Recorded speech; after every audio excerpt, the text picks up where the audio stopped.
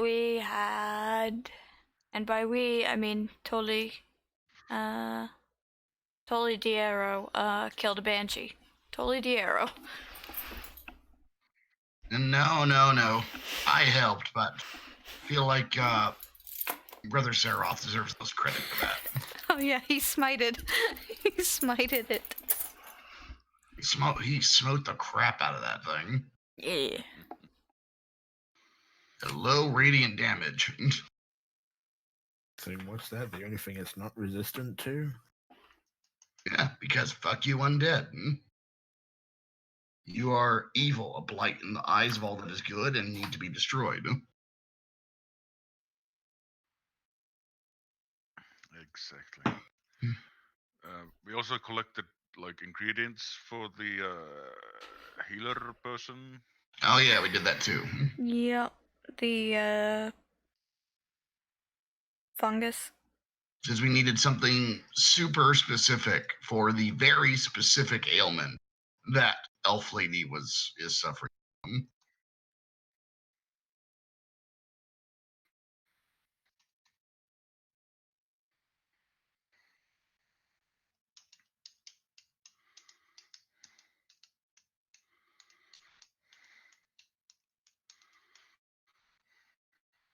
Indeed. Did we have a long rest at what point? We had a short rest last time before ending it. Yeah, at the end you had made your way into the ruins of the small town, a small village of Conyberry, and you'd gone to the center overgrown garden where Agatha the Banshee had made her home and smote her. After a brief consultation, which involved you learning that a tome of a mage from centuries past had been sold to a necromancer about a century ago, I do believe. Yep. And that's as far as the information we got. I would really prefer if you didn't call him a necromancer. He's a human resources officer. Fine, human resources officer. Either way, he's evil and needs to be purged.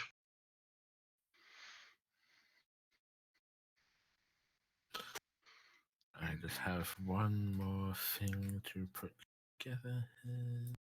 I really should have made this token earlier, but I was lazy.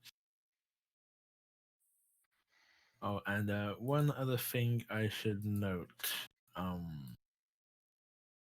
Diaro. Yep. Could you do me a favor, please? What terrible thing am I gonna have to... Make me a charisma saving throw. Are you serious? Yes.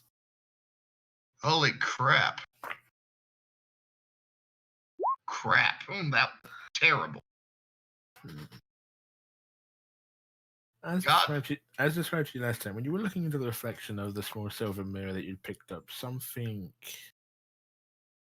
irked you a little bit about... Something seemed off about the reflection, but you couldn't really place what. It doesn't seem to have any immediate effect. Neat. I'm sure it's all fine then.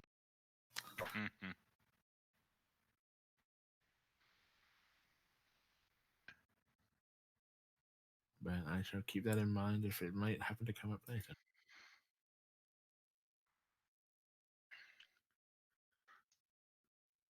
Should we head back to town with the ingredients before we head to find the ox, or do we want to push on to find the ox?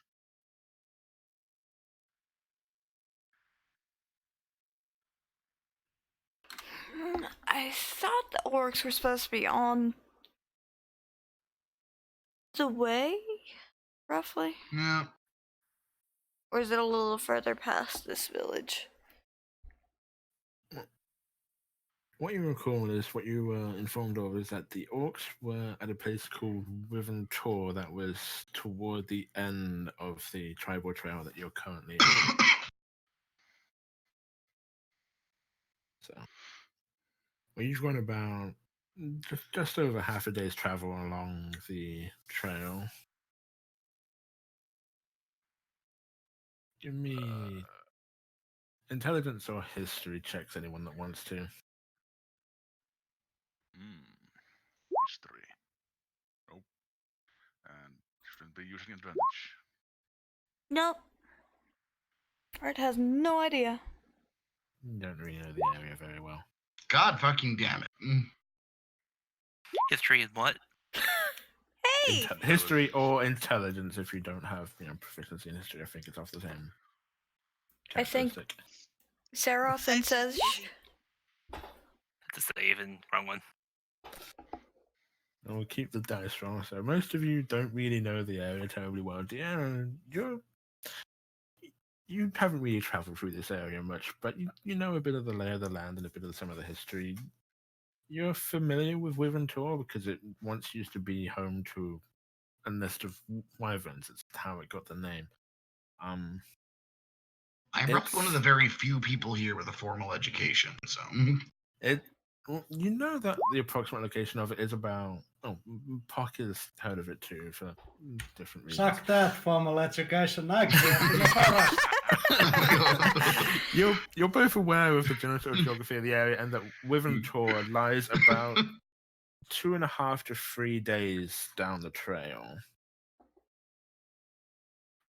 so Well, we of course, Pock knows much more than me. He has a much better education than a formal one. He's a freaking wandering hobo. He has years of Wow. wisdom on you. What? Years of wisdom. So we might be best going back to Marsden with the items and then going to take care of the orc problem. Yeah, that sounds reasonable. Yeah, the orcs are not going anywhere, but the elf might perish if it doesn't get treatment. The orcs aren't going anywhere. The elf might. And it would be nice to recover our hit dice and shit.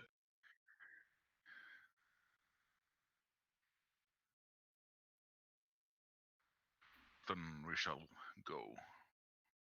Call it.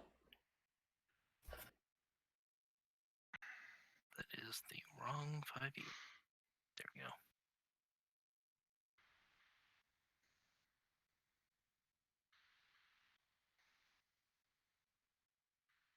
So, make your way back out of the ruins of Conyberry, back up, making your way slowly back up the mountain pass into the highlands to make your way back along the trail heading toward Marsden. You're traveling for a few hours. Who's in front for your marching order? Well, I guess Ruin is on the front again, and Sage is in the bushes to the side. Probably yes. Okay, so people at the front leading the way, give me perception, if you will, please. Perception, yeah, look at that. This time, Ruin is not caught napping. Hey. Indeed. And so you've been hiking for a few hours, and again, essentially, I believe you had this on the way out to Conyberry. You get the feeling that something might be watching you. And as you're coming up to a small bridge you traversed early that morning that goes across a small ravine, both of you catch a glimpse of something moving in some of the bushes on the other side of the bridge. How big? Both of you rolled quite well. You both catch glimpses Is it a of. troll? So no, it's on the other side of the bridge, not under the bridge. You catch glimpses of several figures moving around. Most of them look to be probably about 6 to 7 feet tall. You catch glimpses of as the light's starting to go down over the hills. You catch things glinting off parts of armor in the bushes. Ooh. Oh, snap. Oh, hey, lovely. Shit. I did not expect this to come to pass. We should have probably agreed on some sign language earlier. So I'm just gonna hold out my hand behind me and like ready my weapons to alert the others that something's up. So I'm just going to bring you over here. Oh, neat. Who's chosen to die? Bup, bup, bup. Hope it's not one of us. Oh. You are all on the right-hand side somewhere, if you want to sort of position yourselves in. Let's all start from the very corner, right? Like, basically, anywhere in sort of this area here, you can. Mouth, what are you doing? Yeah.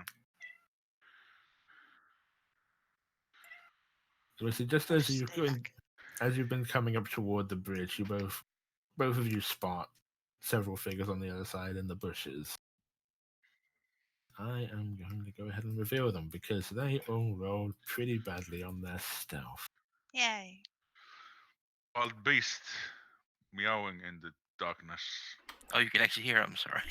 Yeah, it's okay, man. For a second, I thought it was Cleo meowing, because she's been You on a can- fit lately too. You can hear the feral battle cry of the angry hobgoblin. Meow. That's your. Can you That's hear the that's in the. hobgoblins, Fernando? That's them failing their stealth roll.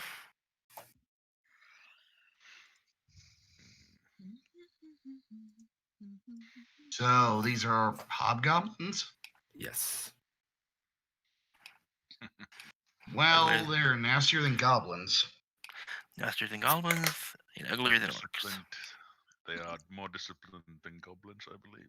Yes. They are. More disciplined, definitely better armored. Not actually much better, really, in terms of actual health. They probably have fight better. And as they Alright. see that you spotted them, some of them begin to raise their weapons and start to charge across the bridge. So All What are right, they line armed? up for me then. What are they armed with? a couple of them seem to have longbows. Most of them have swords. Can you highlight the ones that have longbows? The ones in the back, this one and this. You're highlighting the GM layer. I am sorry, I will change that. That one and this one. Okay. Alright. Right.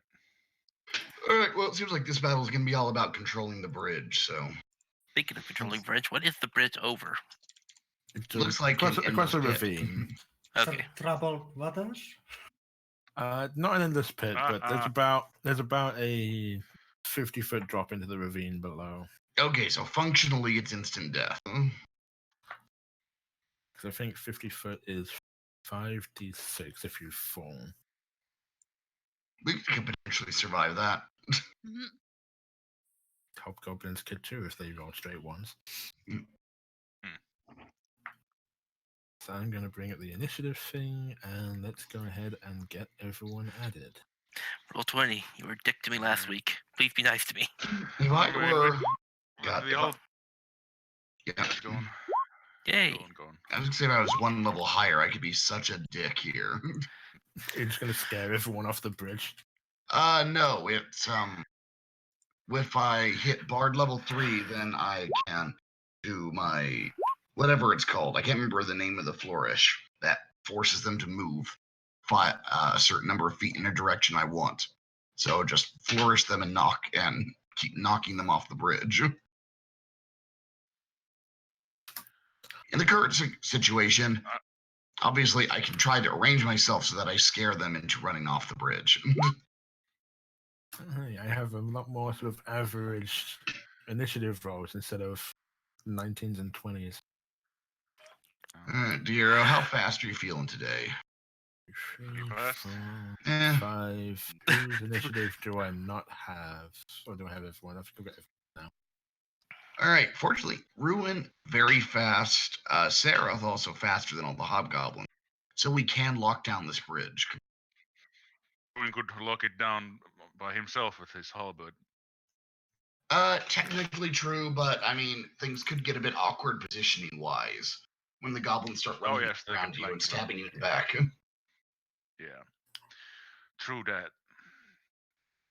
Then we just do the conga line of death. Yeah. Yes. Whereas if Ruin and Seroth just stand on the bridge, then it's completely locked down. I could fly over you. Sej can shoot people. Art can shoot people. Umdrau can shoot people. I think that covers everyone. More or less. And the bridge is made of wood, right? Oh, right, Yes. I forgot I could technically shoot people as well if I wanted to. I could just stand back and throw Eldritch Blast at people. Yeah, yes, it is a wooden bridge. There is a railing about waist height on either side of it. We crossed it on our way to the Banshee. Yes, you did. You did cross this earlier this morning. Enough to carry our weight.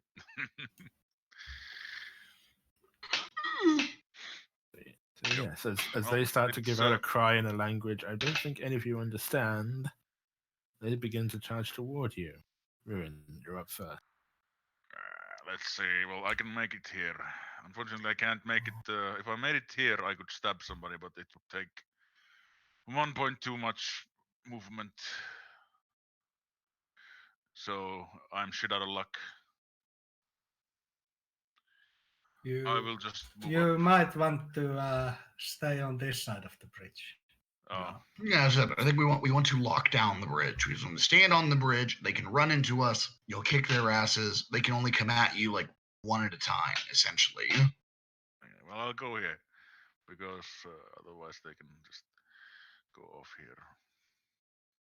Okay. And any other actions? You're gonna hold an action or Well, since I only moved, I will draw out the javelin and I will chuck it. okay. Who are you throwing? Buddy. at?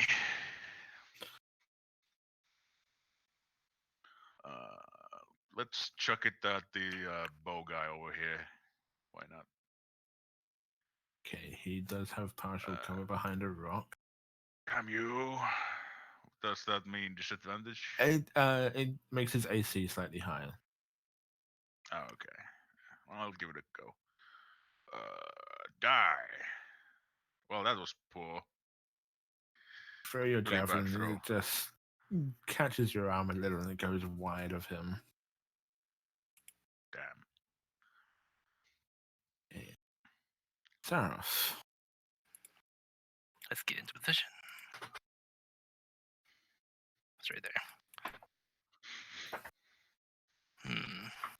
Don't want to do anything. The guy with the bows are actually holding the bows, right? Yes. Hmm. They are the backmost two, furthest away from you.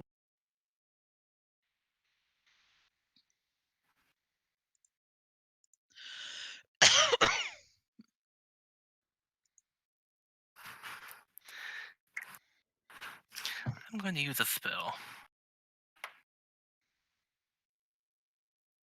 on the bowman here. I'll just give them a little marker to show that they're the ones with the bow. Okay, there we go. They are sentry guns. Anyways, I'm casting command. Command. Oh. Okay. At what level? I only have one level. That's true, actually, isn't it? Because you're a paladin. It's a long passive spell, but long story short, I command him to throw. Okay, so I believe command gives him a saving throw, and if he fails, he has to do whatever basic action you tell him to. On his next turn, yes. It's a wisdom saving throw. Okay, let me go ahead and check his saving throw then, because I can imagine it's going to be amazing.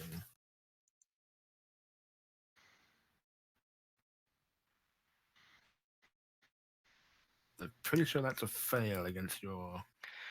Spell save DC is 15, so yeah, no, that's good. Okay, so you're basically going to order him on his next turn to just throw his weapon away from him.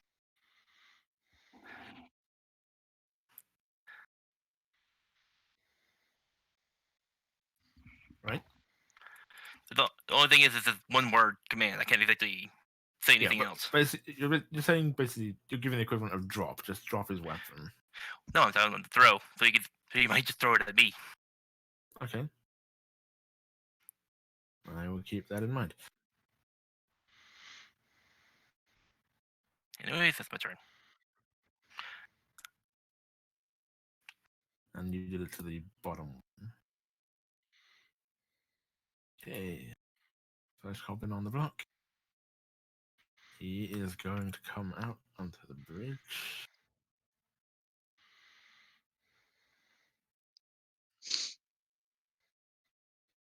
And come charging in towards Ruin. I see. The skilled and disciplined nature of the hobgoblin. 15 is not going to beat No. your armor class.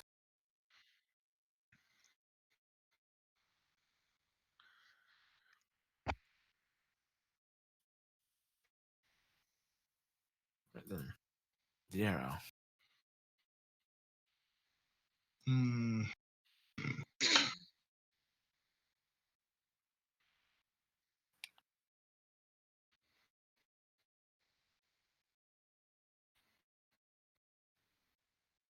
Do I want to prep, run in,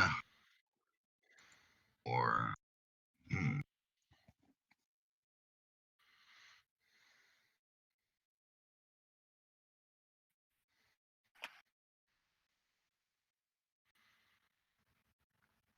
could I run over here and stab this guy?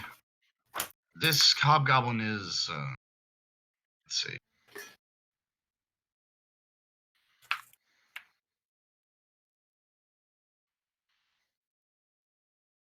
Hmm.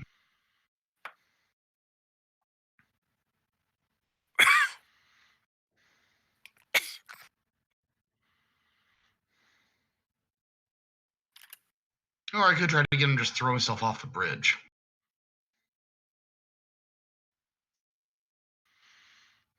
Up to you. Throw off the bridge. Power. Have a range. Let's see. Let's check. Exact wording.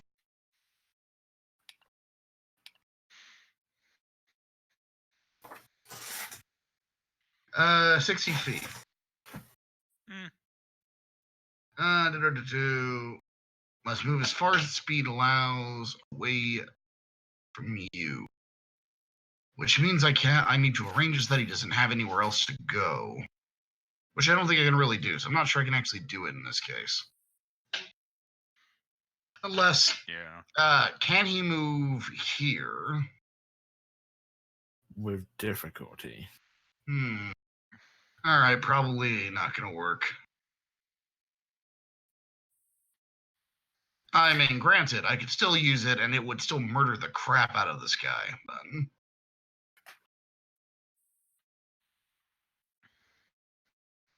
this guy has not been hurt at all, right? No, none of them have. Nope. I don't think so. Okay.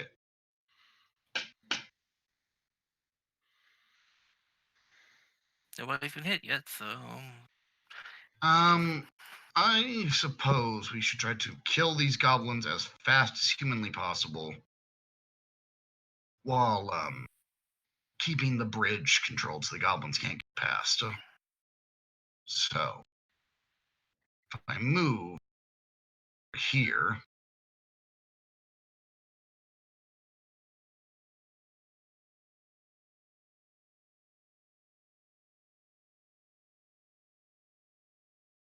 if I move over here, then we're on opposite sides of him.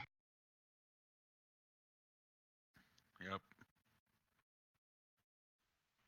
This could go bad for me when all the goblins activate, but I'm hoping I'm too far away from. Actually, wait, crap. And let's see. I can probably be hit by what, 3 of them?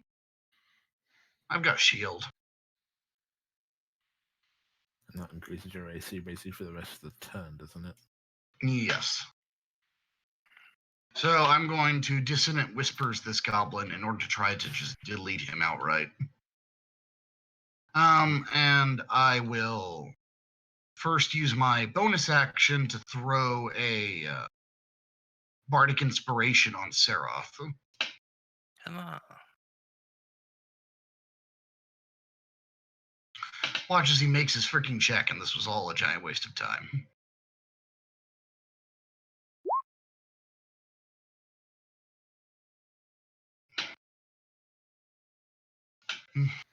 Okay, Tiger must make a wisdom saving throw. I believe in you, Goblin. Did better than I did. Well, crap. Wow. Well, okay, that was pointless. So on a failed save, it takes 3d6 psychic damage. Halved. Yeah, and doesn't have to move away. Here we go, 3d6. Do.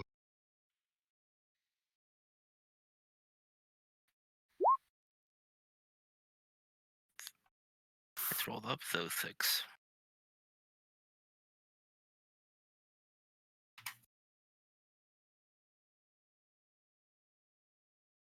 Yeah, so 6 damage on that hobgoblin, and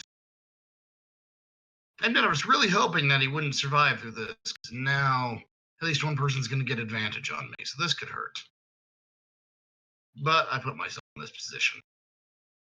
The top is to go up before the goblin. Why are you so wise, hobgoblin? You just ignored your whispers. Instead of like what you say. Oh, why does it show that? Wait, I'll try to get the other thing. So, Yeah, you gotta be careful with the spellcaster thing.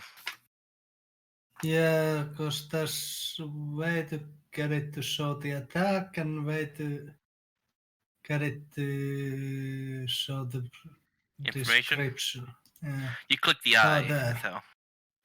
Yeah, Yeah. but if I want to print it out. Oh, okay. So you're using a flaming sphere. Yes. Where are you putting? I am putting it. Just to point out, this guy loses his not using his next turn. I'm putting it here in this square. Okay. Token, they use 4. Okay, just in case this becomes relevant, how long would it take me to fall 50 feet? Around. So that would be enough time to activate my angel wings. Or actually just say you'd start falling, and when you end your turn, you'd hit. Oh. So if something pushed you when it wasn't your turn, unless you can do it as a reaction. No, it's a full action. That's Okay, let me just quickly give control of this to you. Okay. You wouldn't have Featherfall, would you? who the hell takes Featherfall? Someone in Especially this when sort you of can fly. situation. Okay, so they get the dexterity save. Better whenever they question go is past it. who prepares Featherfall? Trickster rogues.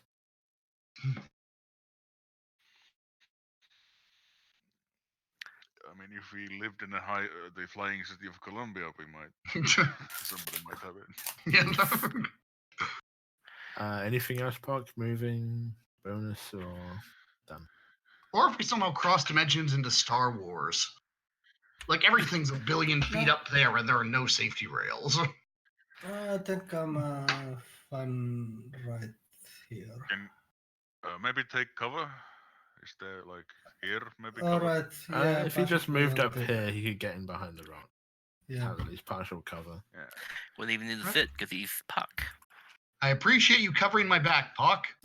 I'm slightly concerned that the thing that's covering me on this bridge is a giant sphere of flame, but I hope Yeah, that sets everything on fire. So good luck on staying on the bridge.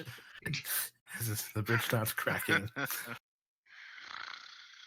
Well, hopefully not. I believe your flaming sphere floats above the ground as a flaming sphere. It's not actually burning in contact with the ground, unlike a wall of Yeah, fire, it's- which actually would be. I think he can direct it downward, but I don't think he's going to try and kill us just yet. Okay. Hobgoblin. I can actually wait. Now I need to read the what it actually says. Uh, Let me cast the spells. Oh, it did that instead. Oh. So anything flammable is also on fire. The sphere ignites flammable objects not being worn or carried. So you Ooh. have to wear or carry the bridge. You guys might want to try and get across the bridge.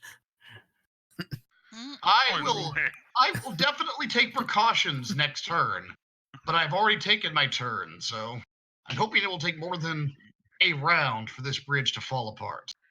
Because I would either like to get off the bridge or at least gain the ability to fly. It probably won't fall apart immediately, but the bridge may catch fire. Okay, you hobgoblin, you. I believe this is the right hobgoblin. 1, 2, 3, 4. The bridge is on fire. You can't really get through because the bridge is on fire. Come on, cowardly hobgoblin. He doesn't actually have enough movement to get there. I get the short legs. You have to stop inside the sphere of fire. He's choosing not to. Oh yeah, they're actually. Oh yeah, they've got the short people movement. They're like 25. 30. Oh, they've got a full 30. Crap. Oh, oh yeah, they're fast. So he's just going to stop there. Prepare to attack if any of you come toward him. Serge. What's this business on these dudes? The sentry turret means they're the ones with the bows. And the skull on this one means he has been commanded to throw. It is up to me what throw means in this context, but I'm sure it will be entertaining. Oh, It throws up. Sarah keeps on rebelling against his calling as a paladin, using his spell slots for things that aren't smite. I'm going to Hunter's Mark this one Okay. Let me just put that mark on him. and then shoot him. Okay. He does have partial cover, so he'll get No, a he straight into- doesn't. You ignore it, that's right. Because you're a Yes, I sharpshooter. do.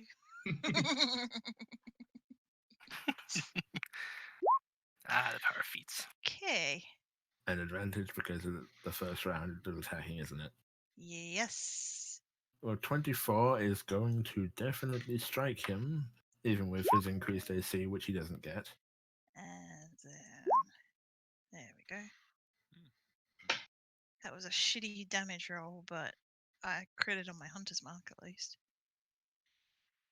And you see him shaking his head groggily because of the command spell starting to take effect on him, possibly raising his arm to go ahead and throw something, and your arrow hits him in the throat. Yay. He'll crumple down, disappearing behind the rock. Okay, and my second shot's gonna go at this guy. I was going to joke about why doesn't it ignore total cover, but then I remembered what that would actually entail. Your total cover would just be disadvantaged. 15 and 15. Well, it'd be like it would imply that she can like curve arrows around complete obstructions. She doesn't curve arrows, she just manages to perfectly deflect them off of other surfaces behind them. Does 15 hit? The 15 will This not one? hit. Son of a Ooh. bitch. They have decent AC. They do. Well, Oh, right. They've got shields and armor. You cheating bastards. Only we're allowed to have those. well, that's actually I haven't moved yet. Now, a question. They're depicted with shields. What kind of shields are these? Like, do the longbowmen, do they have shields? And Well, they can't because they have two-handed. Long with the You, two-handed. you can see that they have. theoretically have a buck. You can see that they do have shields, but they're across their backs. For the ones that are currently holding longbows, they do have swords and sheaths at their sides. The rest of them have trying to think of the right word for them. not bucklers, but sort of round shields.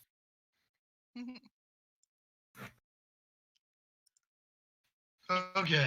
Oh, these guys get rough.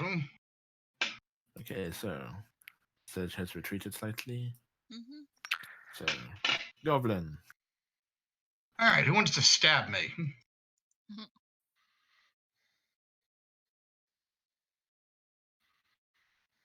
One, two, three, burn a bit.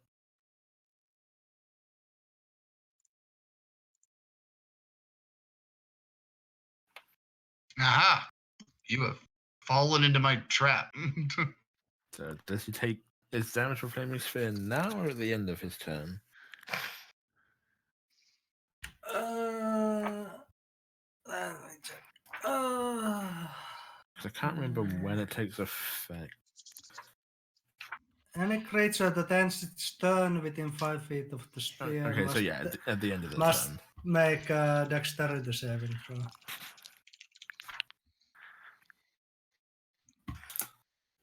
So Which how is- hard am I getting skewered? Okay, so let's see. He moved 1, 2, 3, 4. So he is going to go ahead and try to attack you with advantage.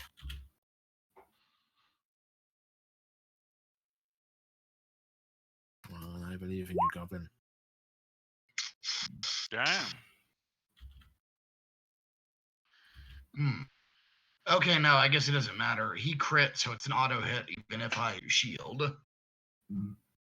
Because nat 20 is always a hit, even though I could raise my AC up to 24. But I don't think he gets the critical damage. I think if you increase your AC above it, then he doesn't get critical. He just does baseline for getting a nat 20. I guess that's probably worth it. Shield, so I don't potentially just die. Okay, so he does not get a critical on you due to you managing to raise your spell barely in time to deflect his blow off to your side instead of cracking you over the head. So he is going to hit you for 6 damage as he brings his sword down on you.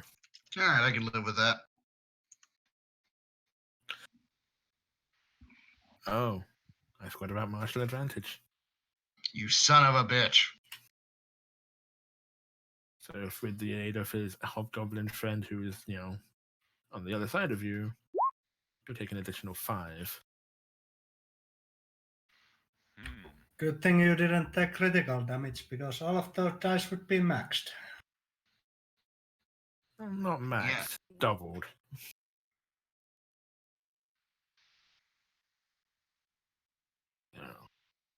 And then he is then going to carry on moving to go over here.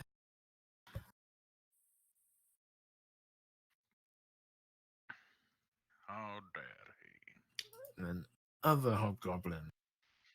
1, 2, 3, 4, 5, 6. He can't escape from the flaming sphere. No, but this could be about to go really bad. On the plus side, the shield is still active. Yep, so unless he rolls a nat 20, he can't hit you. That's a 21, so you're able to deflect the second strike. You were certainly trying, though. And now dexterity saving throw, I believe. Yes. Burn, you bastard.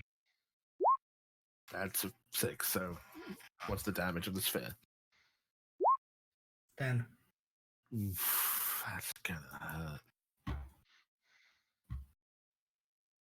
I didn't think this through. He's looking very badly hurt. His fur is singed, his hands a bit of burning.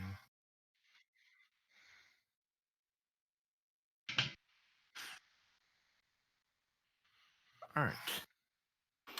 Okay. I never got the answer of whether Sedge and Art were needing to roll their stealth, but Generally, I'm going to probably assume that in most cases, when you're walking from somewhere to somewhere else, you're not stealthing the entire way.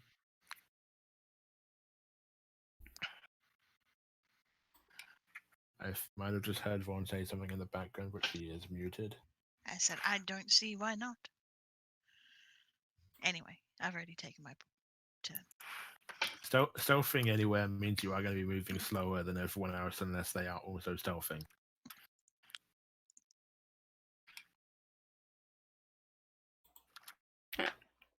Anyway, short. Anyway, break. Art got warning, so she would have had a chance to go into stealth. If you want to, I'll allow you to roll at disadvantage. Just to try to still get muted? hidden before they notice you at the back of the group. Can you guys hear me? Yeah. Yes. Yes. Okay. I was saying it really doesn't matter because I automatically get advantage on things that I go. So basically, you don't Faster have than. either. So this is basic roll. You automatically get advantage on what?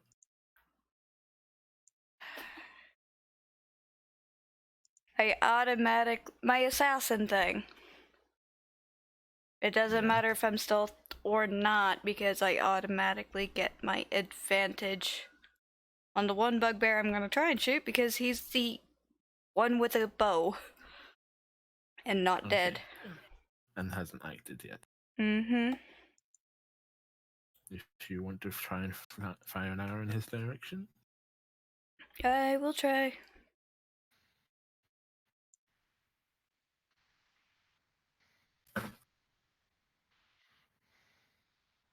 Blink. and it's going to bounce off the rock in front of him. And then, oh god, I hate the map tool sometimes. I'm going to 30 feet.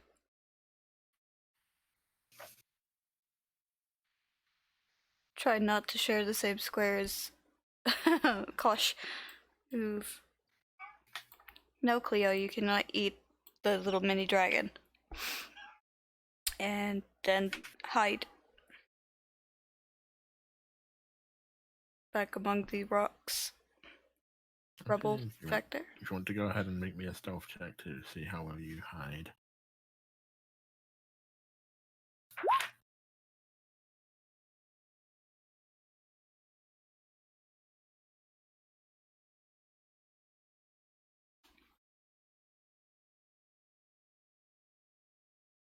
Well, you do believe that you are indeed.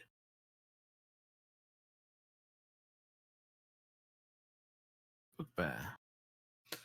Someone has shot an arrow at you. 2 of them.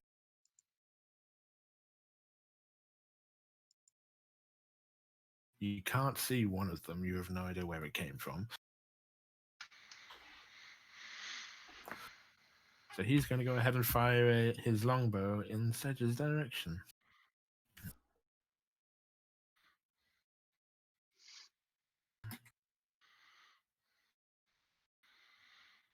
Which is a 14 against your AC. Your natural armor is higher than that.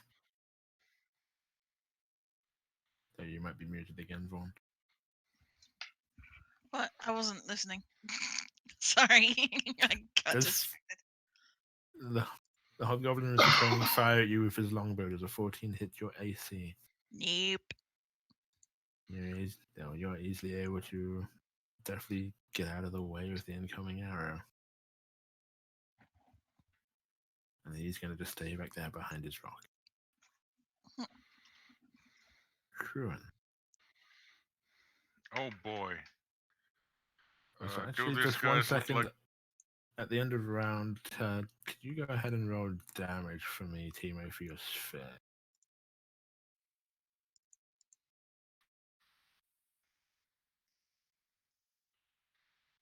Okay, thank you. Burden ate everything. Ruin, please proceed. Okay. I don't think these goblins have anything we want to take from the corpses. They seem cheap. Seems they got crappy armor, crappy shields, and crappy swords, so not exactly a wealth of treasure there. So here's what I'm gonna do. I'm gonna pick this one up and I'm gonna drop him into the ravine. Okay. How large are the creatures? Um, You said they were short. well, they're humanoid. They're about it's roughly the same sort of size as most of you. Okay. Well, that's fine. You know, most of them between like the biggest of them is probably about a bit over 6 foot, but they're around that height. Yeah. Shoving a creature. Target. You make a strength athletics check contested by target strength athletics or dexterity acrobatics. And then you can Contested. shove it one space. Yeah. Shove it 5 feet, and I will shove it 5 feet off the edge. Okay. Fucking kick it off. Um, So let's I have go on. advantage on him since Diero is providing me with appropriate. You are flanking each other, so you can help trip him. Yes. All right. Here we go. Oh, they need 21, 21. Okay, he needs a natural 20. Close. 2 points off. You're going off the side, son. Okay, which way would you like to shove him? You want to shove him to right here, right? Obviously. No, I want to show him here so he has even less of Okay. a chance to get over here. Well, you Hey, will... Hobgoblin, on the plus side, you'll be very briefly flanking me. Okay, well, you will shove him backward. He will strike the hand railing and then tumble backward over it. So let's go ahead and see. Does he survive the fall? What was it, 50 feet? 15 No. feet? You watch him fall about 50 feet down into the darkened ravine, and you just hear a loud crunch.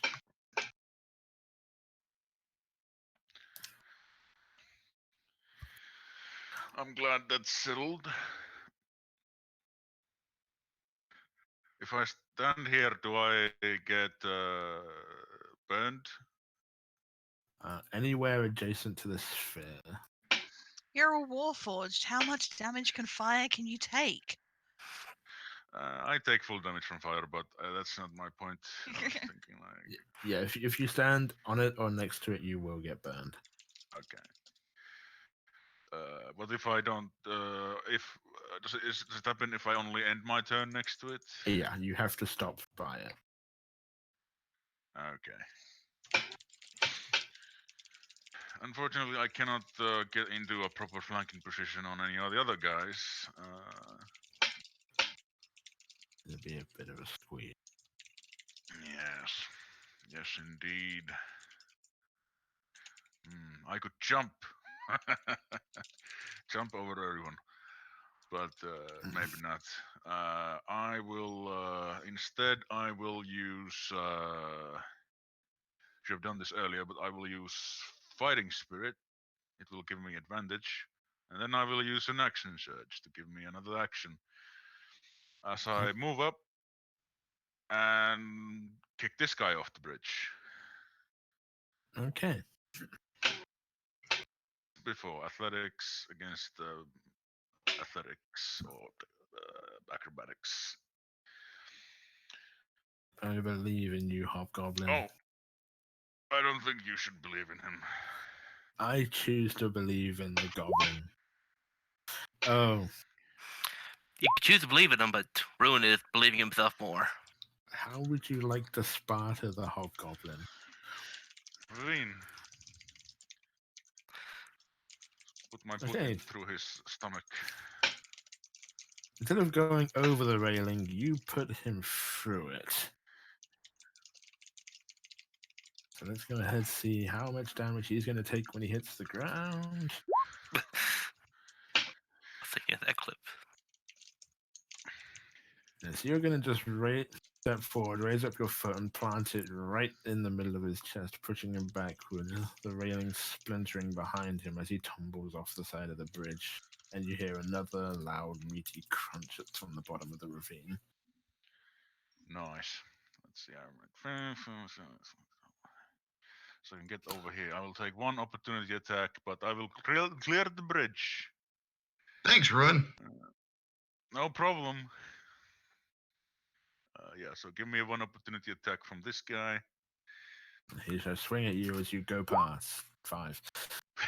He's a bit distracted from being on fire and watching you just kick 2 of his friends off the bridge. You should thank the lucky stars I didn't kick him off the bridge.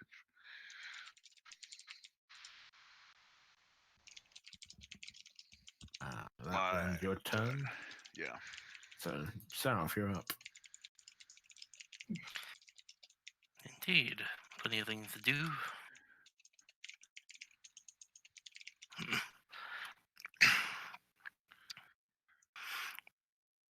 think it'll be fine against the hobgoblin right there.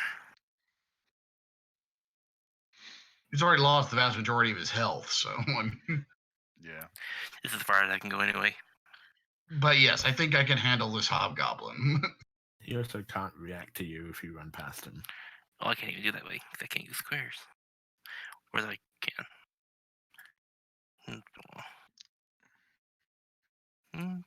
The only real concern is the bridge falling apart.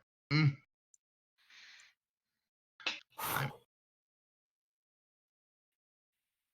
so you charge forward. Yep.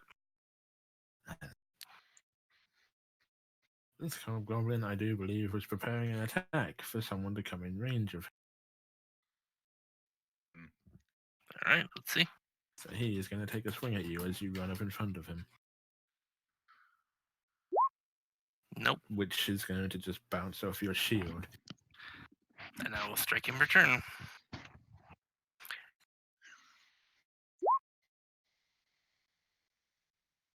I'm assuming it's a hit.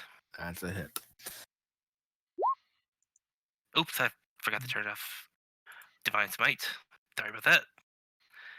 You Just a use the spell now, it's gone. I didn't have any spells anyway. I'm negative. Reroll without it then. Well, I don't need that because Divine's it's just +2 on that one.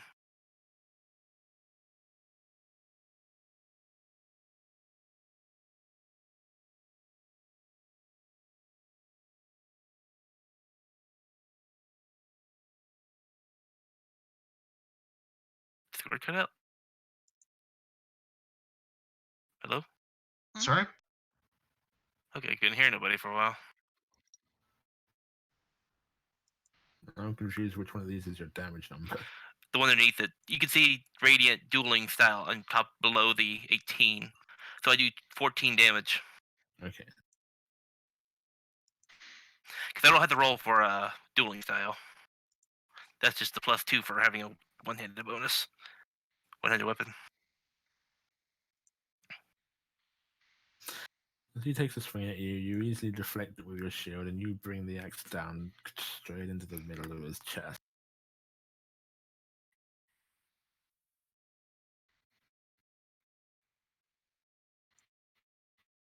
Damage. Oh, death. I thought they have more less health than I thought they did. Not very sturdy, just better armor. Yeah.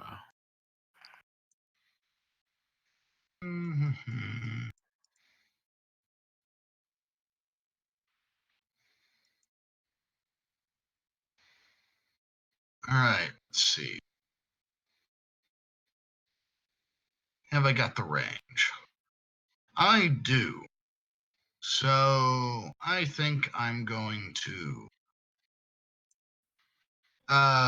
use my bonus action to toss a bardic inspiration on Sej. And then I'm just going to stab this orc. Hobgoblin, whatever. He's already taken 10 damage. If I can touch him, he should die. Yeah?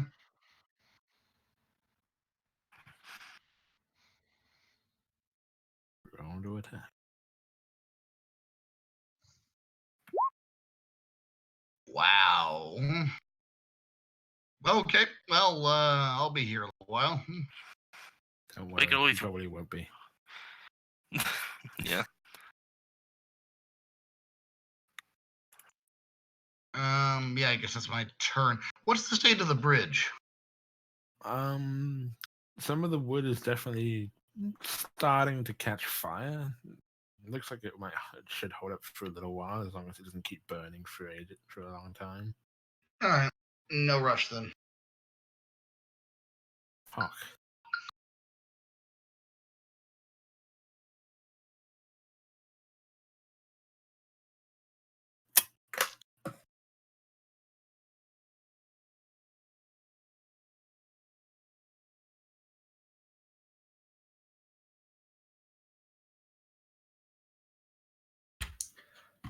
I guess I'll just ram the hobgoblin with the flaming sphere. Okay. So ramming the hobgoblin, I think he gets to make another dexterity save, doesn't he? Yes. I believe in you, hobgoblin. I really shouldn't. Really. That's a 5. Well, it's only 6 damage. As he's squaring off against the arrow, sort of grinning and laughing at himself, despite having been badly singed as the arrow tries to stab at him and just plants his rapier straight into the wood in front of him. The orb is going to strike him in the back, and he's just going to catch fire and start screaming. Oh, well. And then I'll stop the concentration on the flaming sphere. It disappears.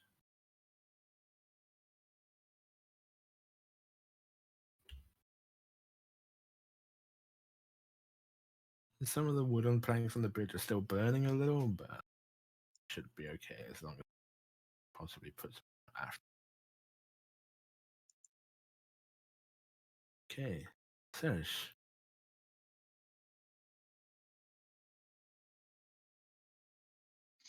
Yes. You are Why am I strong boy? You are inspired. Oh, neat. Oh, you may not have been here, but I tossed a bardic inspiration on. Which I was believe here. My brain had shut down for a while. Okay.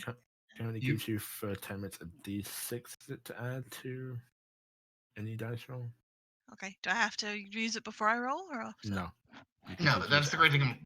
Bardic inspiration is it's a d6. Right now, it's a d6 that you can add on to any roll after you make it. Okay. Well, as my free action, I'm going to move my hunter's mark over to this guy. Okay. And then I'm going to shoot him.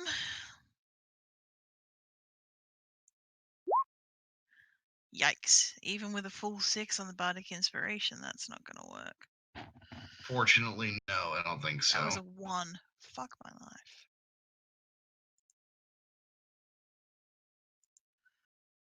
All right then. Hey, you're joining me on the Rollin' a 1 Club. Yay. 2 in a row. Well, that's my turn, so. All right.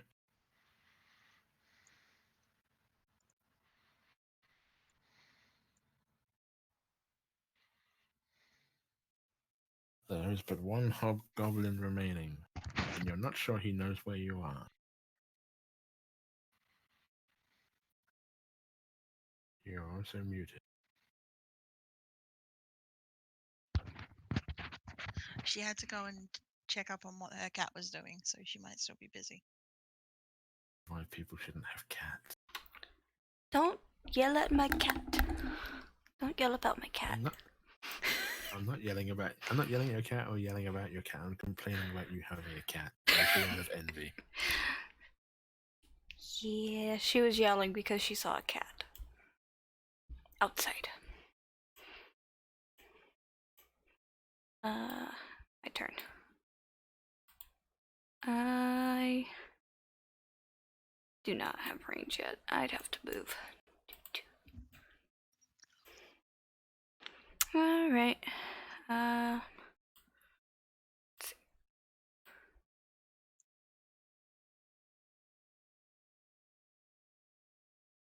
Trying to figure out how I could get a clear line of sight to move back over here. Probably. No.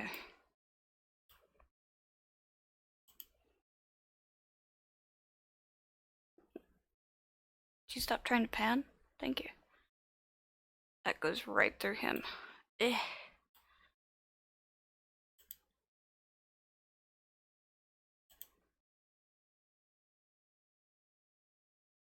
Would that work? You could shoot at him, yeah. Okay. I just don't want to shoot through Ruin. Well, you can shoot over him. He's a tall boy. He's a tall boy. I'm a short thing. But, shoot.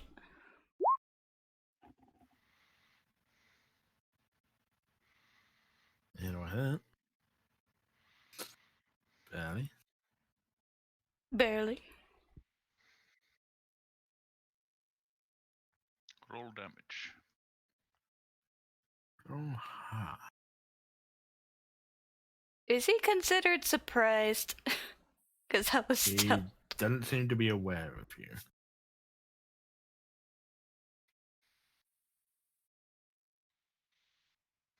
But not surprised. So you would have had advantage on the attack, but not sneak attack.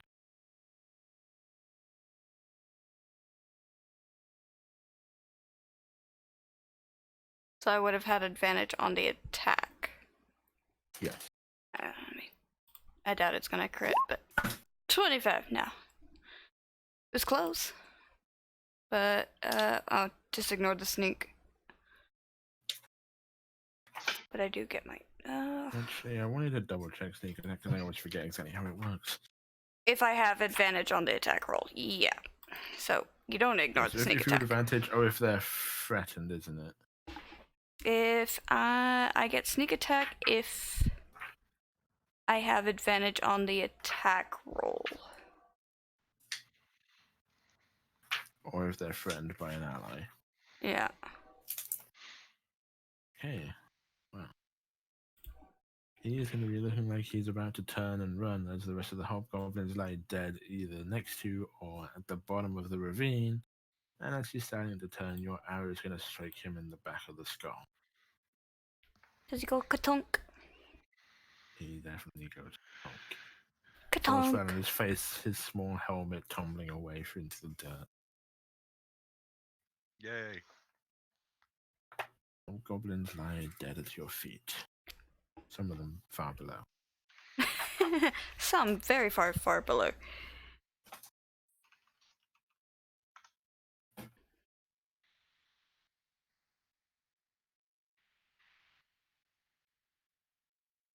Ooh. They're all dead, Jim. Yeah, the final arrow shot was an exclamation mark to everything that had led to this point. Indeed. Let's put out this bridge from its fiery state. Well, at least the ones that are not in the bottom of the ravine.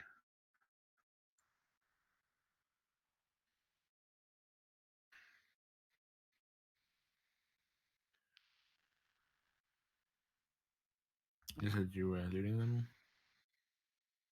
Yeah, loot. They don't have much on them. All of them are wearing fairly poor quality chainmail armor. They all have round shields, long swords. Two of them have the longbows with quiver full of arrows.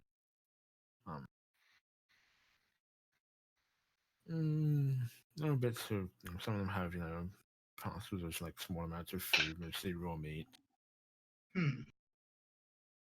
And a couple of them do have some small amount of coin on them.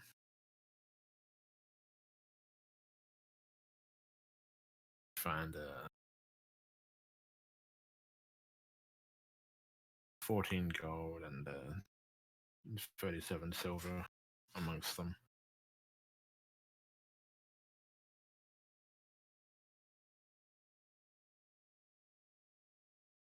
$37, you said? Yeah. 14 gold, 37 silver. Mhm. Hmm.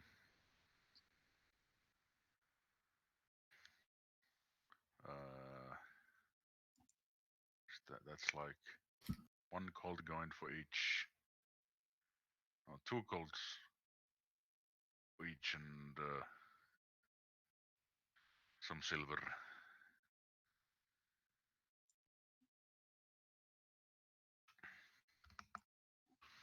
I don't think we should care about their equipment. Most of it looks sort of poor quality. A lot of the long swords all have sort of, sort of chips and fine cracks on them. Like, give them a hard beating, they'd probably start to snap and break. Yeah. They'll probably just the regular arrows, right? Just plain old Yeah, plain just Jane. just plain arrows. I'll just top up my quiver with their arrows, which is 8. Okay. Well, you can, between the two hobgoblins that have longbows, you can easily fish out several arrows to replenish your quiver. So, planning on doing anything with one of them? I'll just take some arrows back again.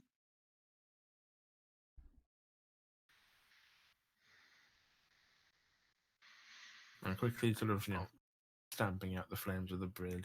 I'm not going to make you roll for it because you're just stamping on planks until they stop burning.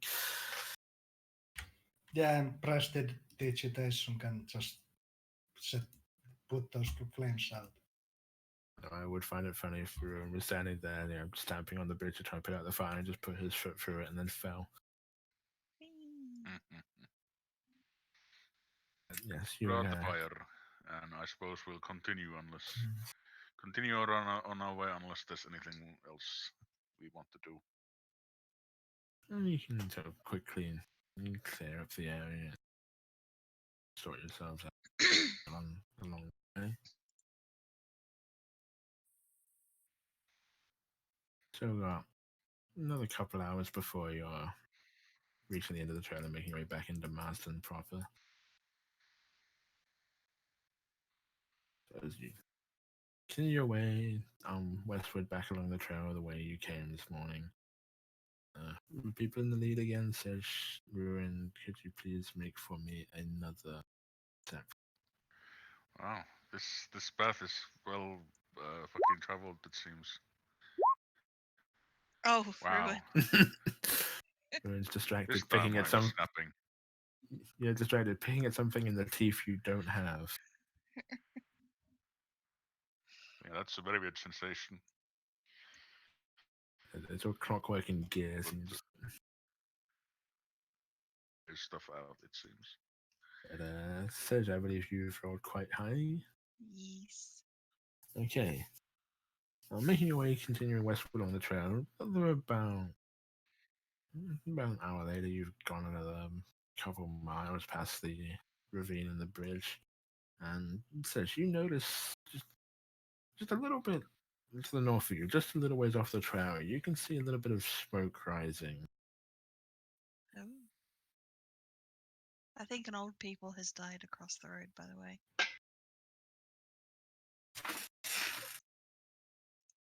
I can't see anything from where I am. I assume you can see an ambulance out by the. I can see flashy lights. But anyway. What did I see? You saw sort of like some smoke rising, like wispy trails of it coming up just a little ways north off the side of the trail as you're making your way along.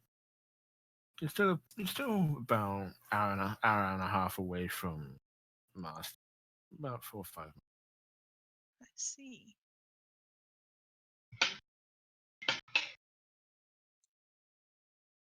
I will point the smoke out to the people. Do we want to check it out? Is it on the way to Marston? It looks like it's in the same direction. It looks like it's just a little ways off the trail to the north, not far away from. We didn't exactly burn up a lot of resources, but I feel like maybe we should take a short rest and then head over there. I thought we took short rest the moment we did combat at the bridge, but I agree if that is. Okay, sorry. If you'd wanted to do that back then, yeah, you could have sat down for taking an hour's break at the bridge. Yeah, but yes, no, short rest at any point between combats, definitely. Yeah, if that's something you wanted to do. Yep. Sure. I imagine most of you probably don't actually need it, but anyone that wants to is welcome to do so. Yeah, well, I got the flaming sphere, so that's that. That's right, because you're second level spell. Yeah, because you get up to two levels back on a short rest. Yeah, and Ruin gets his action surge. Yeah, but the smoke.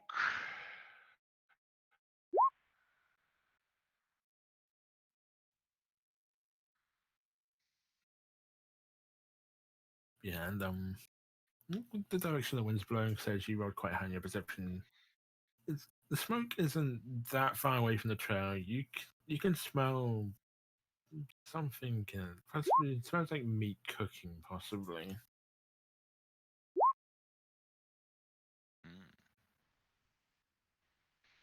And not the smell of bodies charring on a fire, but actually someone deliberately cooking something.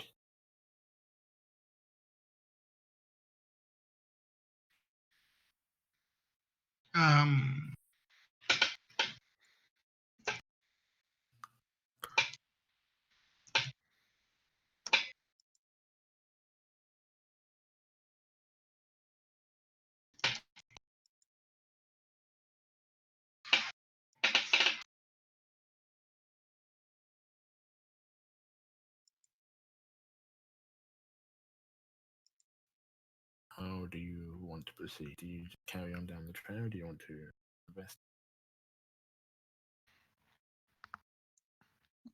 Well, personally, I say we go check this smoke.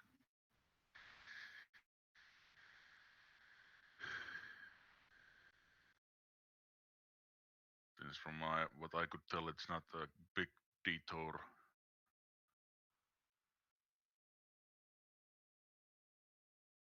But you guys need to give some input. Maybe I more was gonna goblins say- for all we know. I was gonna say Sej and probably Art could go sneaky check. Go have a look. How far off the road does it seem to be? Not far, maybe a couple 100 yards. Okay. We could go peek. Maybe it's a gingerbread house.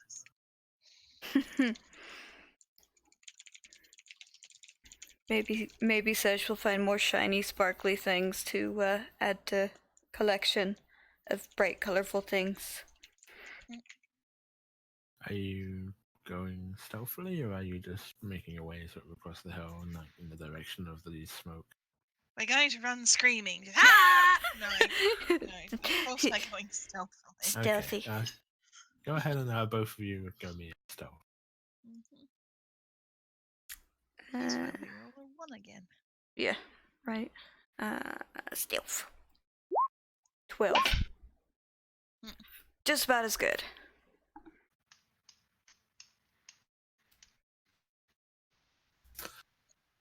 Okay. You make your way just northward off the trail, and you have to climb over just a slight hill, not very steep at all. Make your way, starting to go down the other side. There's a few trees around, not sort of too dense or anything. You can see just in the distance, a little ways down off the trail. It looks to be a small wooden cabin. Just situated just down the other side of the hill, a little ways away from the trail. Totally.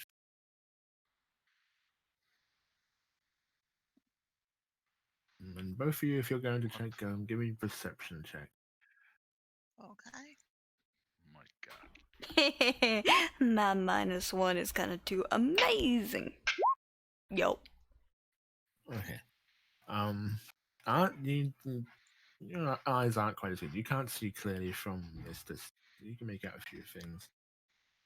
You see, around the side of the cabin, there's a decent sized fire pit set up. You can see it looks like someone's got a spit out across it right now, and there's currently a boar hanging across the fire that is being cooked up. You can't see much more than that, Art. Serge, you catch a glimpse of, as you're looking in the direction of this cabin, looks to be a fairly tall figure passes by one of the windows of the hut and glances out for a second. It hasn't come out of the hut yet, but you can see the fairly tall figure through one of the windows. Looks to be about probably close to Ruin's height, quite tall. Wearing sort of tanned leathers. You can see actually several hides hanging up around the outside of the hut as well, and one thing you do notice about them is that they do definitely have a sort of greenish hue to their skin. Okay. Hmm. Sedge gonna nudge. Gonna nudge Art and point to the window. Green skin.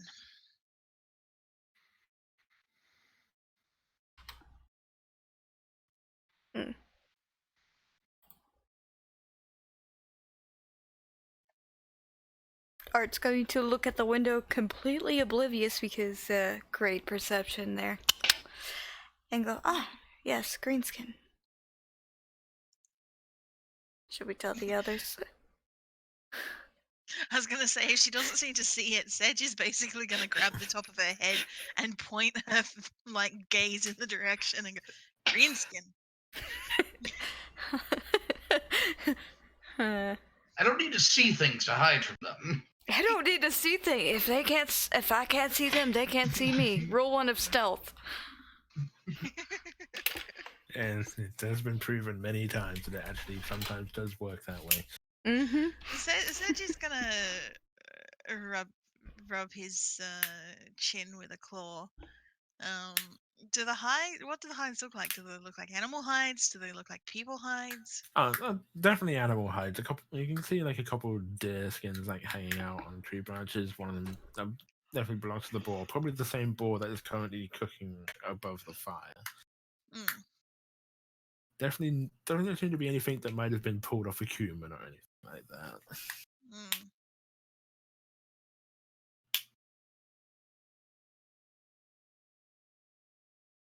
It does not appear to be danger to us.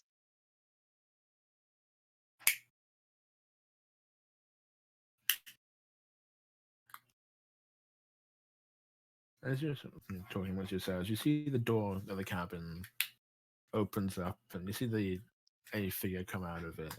As I said, tall, green skin, but not broad and stocky like an orc would be. This is more sort of slender, muscled, but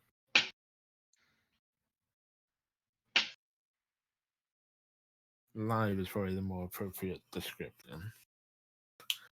And doesn't seem to be aware of your presence as he comes out, goes around the side of the hut, and you see him picking up a few logs and throwing them under the fire underneath the roasting boar.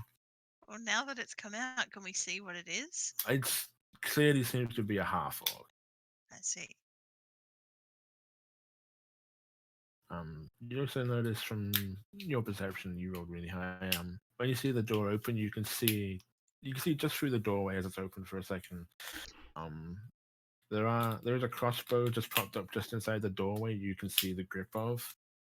You can see there are a few more hides hanging up inside, and possibly a couple stuffed animal heads on the walls inside the cabin.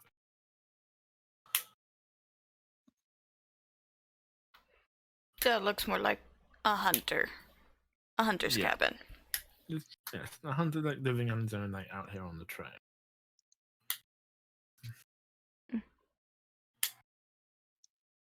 Let me just go ahead and roll something quick.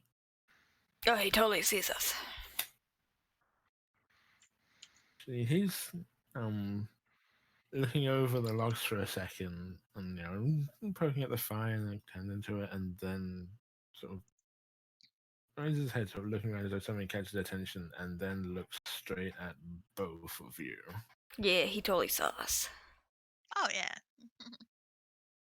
You rolled a natural 20. I was gonna say, he totally saw us. We had terrible rolls. And he's sort of looking at you, sort of, Warily? You can tell Sedge especially, he sort of goes a bit sort of wide-eyed and quickly sort of rushes into his cabin, slamming the door shut behind him.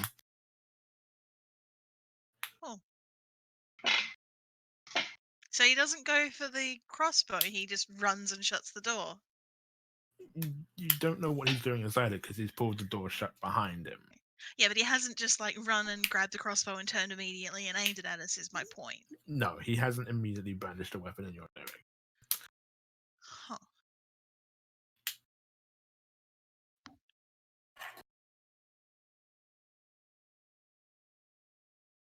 Hmm. I don't know about you, Sedge, but I don't feel like sticking around to, see if that crossbow comes out the door. We should go. We should go, Jiffy. Jiffy. He's going to nod and sink back into the trees. We go, Jiffy.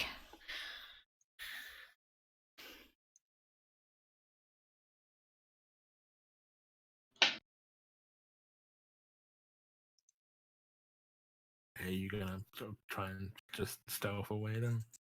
Just step Yeah. away and leave. Stealth away. Well, if you're stealth away, give me another stealth check then. Okay. Okay.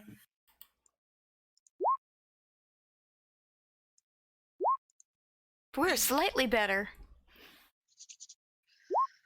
Hey, as you start to slink away, you do see the door open up again, and the figure does emerge, holding up the crossbow.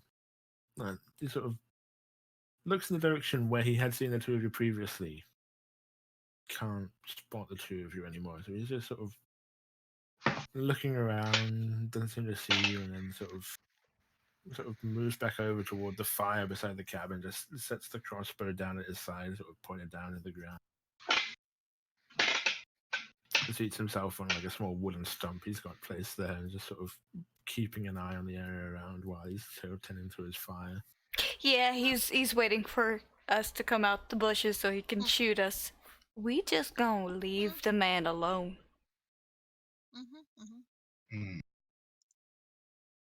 Unless Diero decides that he wants to come this way to see a half-orc with a crossbow. No. On alert. No, I'm good. We can ask from in town who he is. If he's this close to the master, somebody is bound to know. But yes, we head back to the road and to the others. And let them know that it's nothing. Looks like a hunter's cabin, and the person's a half-orc, and slightly alerted with a crossbow.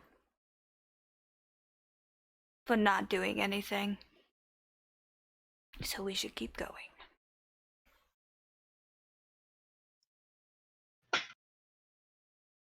We should go. Oh, you easily, both of you, able to just quickly make your way back to the trail. So you share this with the others. Yeah.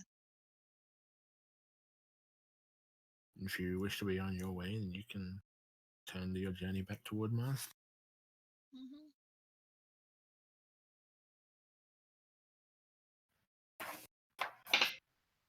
Yeah. Let's continue.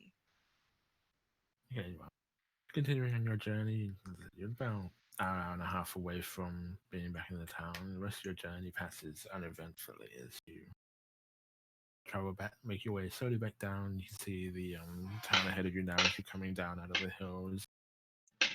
Make your way back down into the, make your way gradually back into the streets, and then up into the center of town as the wild hobgoblins howl.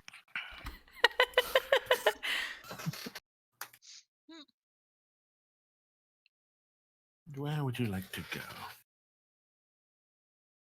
Go ahead. Well, we need to take the ingredients to that healer. Correct. Yeah. So you make your way. It's getting on towards sort of early evening, sort of 4 or 5. As you're coming back, and you make your way back to a home near the center square, and as you make your way up to her and knock on the door, she's it opens after a moment and comes rushing out. Did you you're back? Were you successful? Did you find it?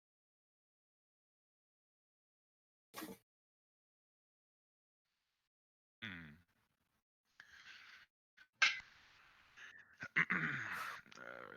She did not have the book. Where it might be. Yes, the book.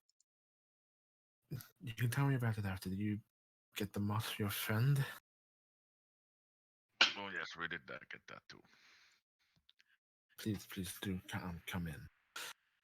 She lets those of you inside that wish to enter.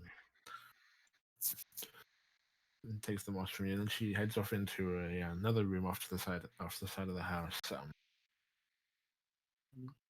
You can see as she goes through the door, quite a dark room, and you can see sort of several vines, vines and plants like hanging down from the ceiling in different planters and pots. You can see just shelves just lined with jars and vials of some of them sort of plants and roots and shrubs, some of them filled with things that seem to come from possibly some small animals like kidneys and livers. All sorts of various different things that probably would be used for various alchemical processes. Lighting this small dark room she's got in her home. She takes the moss from you and starts mixing up with things. Takes out a mortar and pestle, starts crushing a few things and starts mixing it into a paste.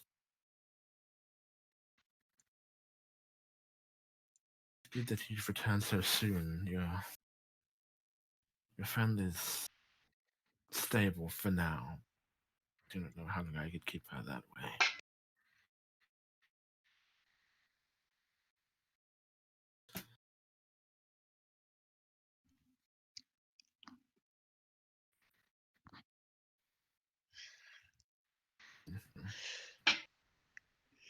Finishes mixing up the paste, adding the moss to it, and then adding a couple more ingredients, and then casts a small spell over it before taking it through and begins applying it to Issildar's wounds.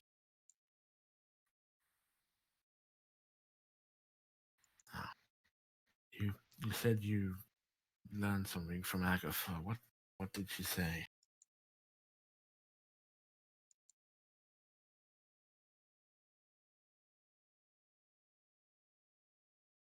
I legitimately don't actually remember what she said.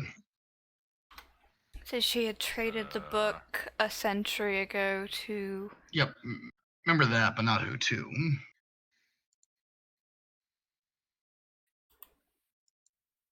The necromancer. I believe it was written down.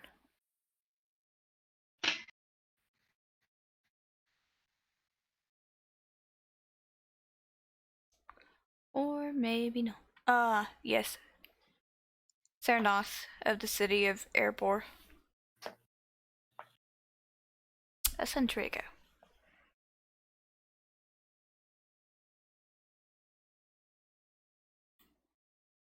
It is unfortunate that the trade is so cold, but any information is still good information. I shall reward you for bringing this to me. She finishes applying the dressing she's made out. We're using the moss to sort of cleaning off her hat, and she goes back and leads you back through to the room full of her chemical supplies.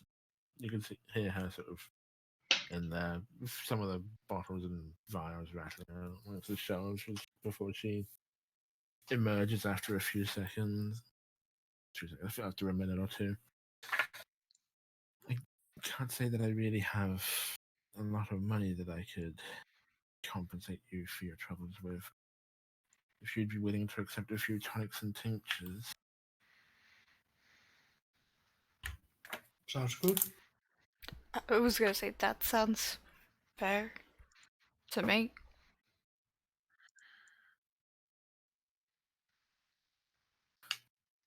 Ruin will not offer input. It does not matter to him.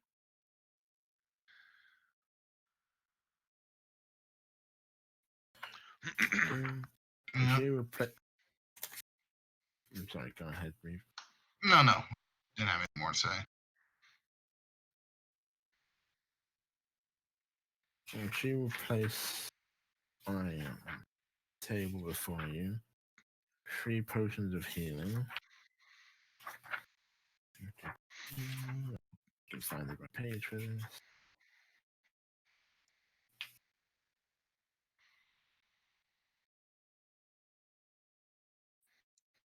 And places before you another potion of a red liquid, but looks different to the other 3.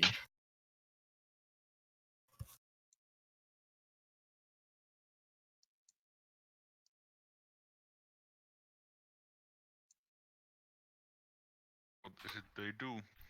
I was gonna say, can either Pock or maybe Art.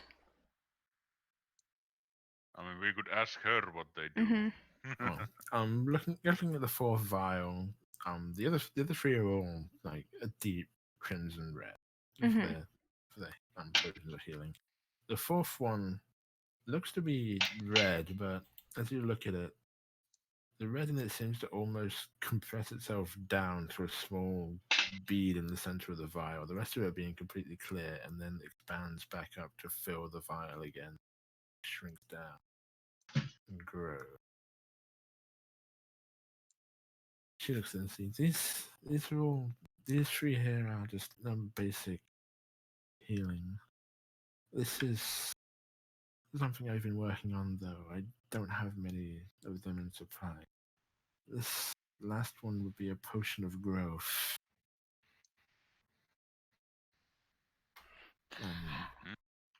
Anyone that were to imbibe the potion would be able to change in size for potentially up to 4 hours. Well, I already have a potion of growth, so. I was gonna say, I think Pock has one. Yeah, so you got 2 potions of growth now, which can basically enlarge you for up to 4 hours. I say I we can give the be both. size normal. Yeah. Give the both to Pock. Give one to Ruin. Make him gigantic. And he just step on building.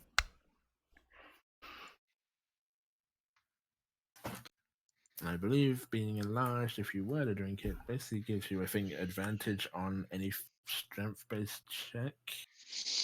And also an extra D4 to any melee-based damage. Yeah. Because you become huge. You also have to talk in a deeper voice whenever you are affected by it. Whoa.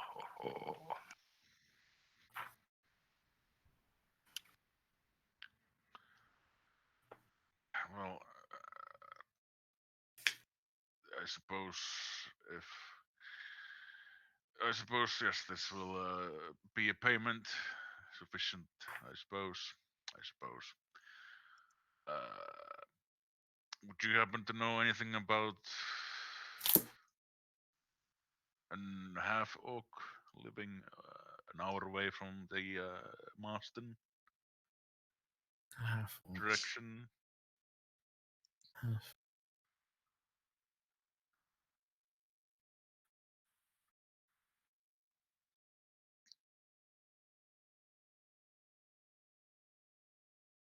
She thinks for a moment. Could be.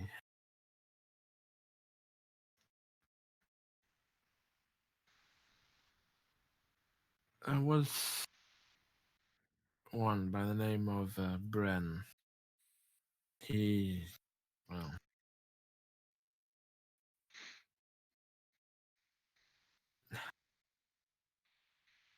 had been outcast from this village. He's not really welcome here, but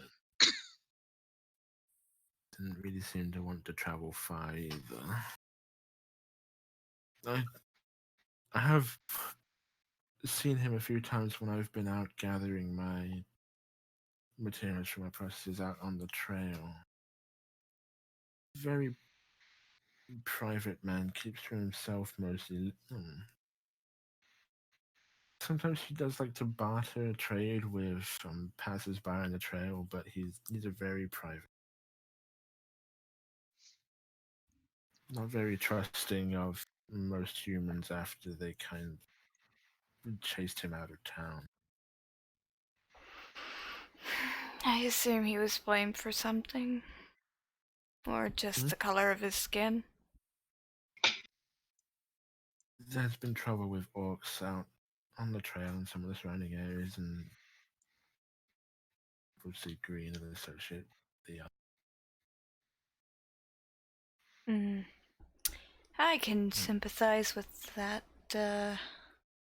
feeling of not being trusted. She's glaring at Tiero. She's just gonna sort of glance away and look around the rest of your group, and yes, I suppose you could.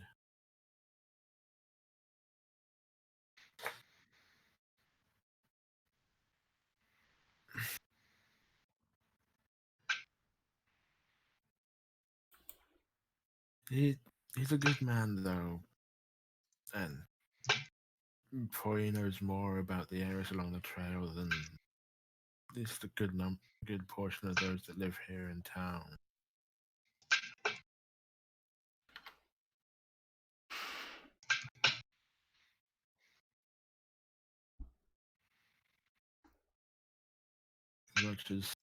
As much as anyone here in town might be looking for anything out on the trail, or perhaps have knowledge of anything on the trail, he'd probably know more than you.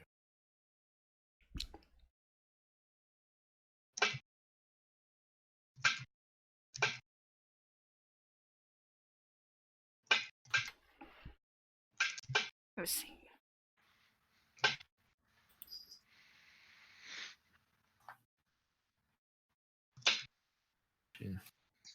So walks past you, making your way back through to the back bedroom where Isilda's still laying on the bed. I'm hoping that this will be enough to help make her stable again.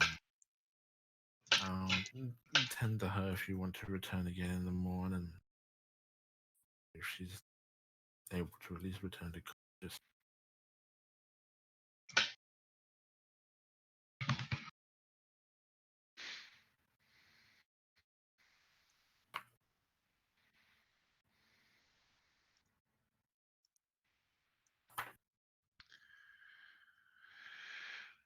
Yes, I suppose we shall rest tonight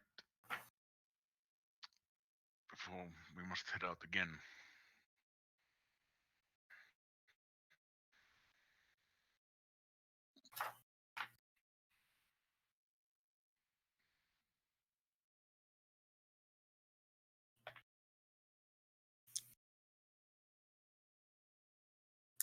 So she just sort of like smiles at you and just like gives you a bit of a nod, and then sort of turns back to look at Isilda and places her hands up over the wound, sort of nursing more of the paste like into and around the wound as she starts like casting it back over her. Right.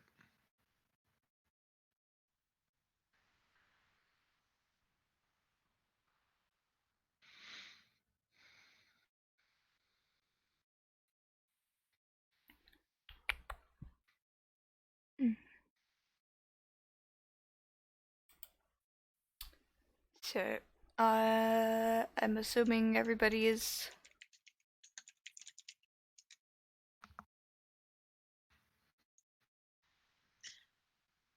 going to be Resting time. resting. Yeah. Yeah. Gotta get that long rest in. Time to rest. Yay.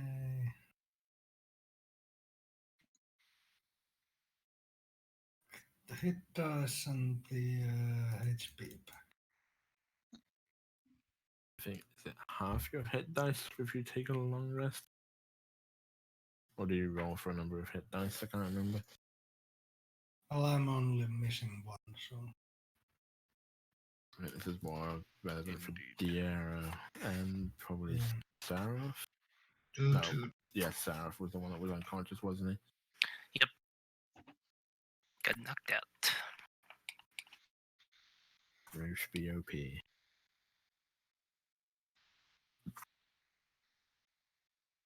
Where is it? It's right at the front of the book, I think.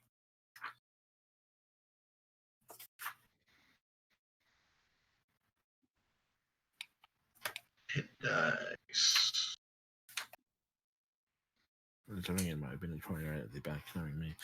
Resting chapter.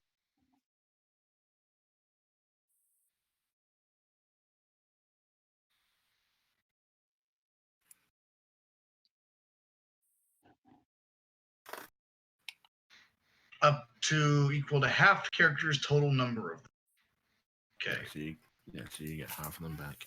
Yep. So as long as I don't get horribly injured, then next time we rest, I will have all of them back.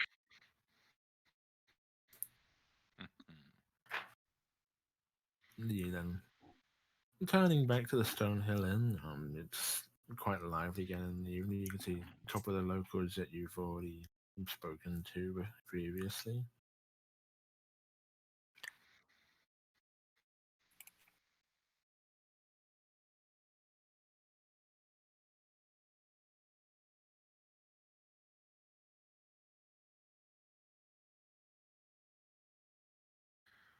Very good. Indeed.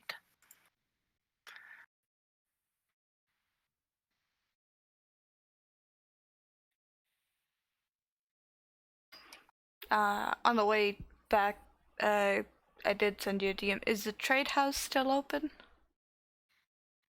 Or is it closed business for the evening?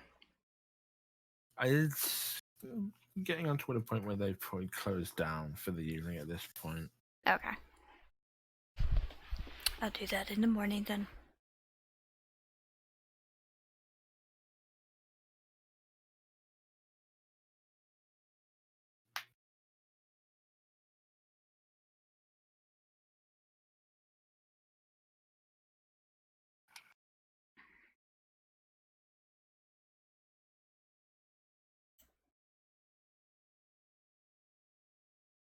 Should probably reacquire rooms. Yeah, I guess we should. Because I only rented them for one night.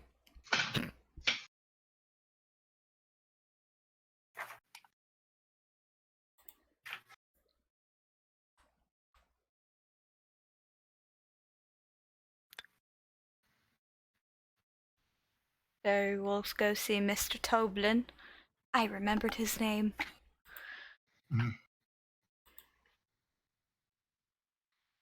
Toblin Stonehill.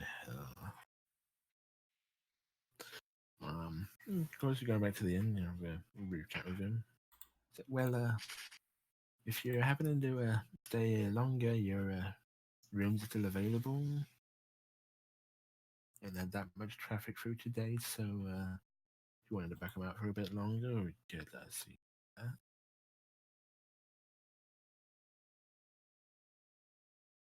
I'm trying to think. How long are we gonna need the rooms? This Well, the orcs were like 2-3 days is away, so to just for tonight and then reacquire again when we come back in?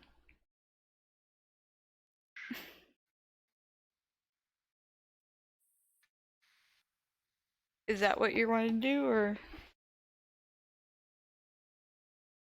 It's entirely up to you guys. You could book them out for the week, or you could, just stay for the night, go away, and then come back again. That's what I'm trying to get a group thing on. Sleeping rooms, so he doesn't care.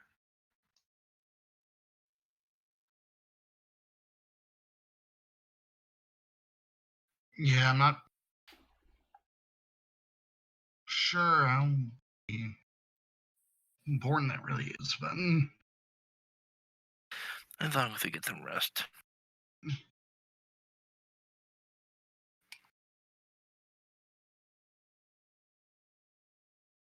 So, I One mean, second.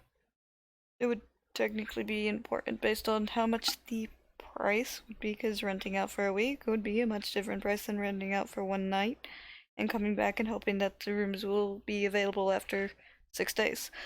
That's all true.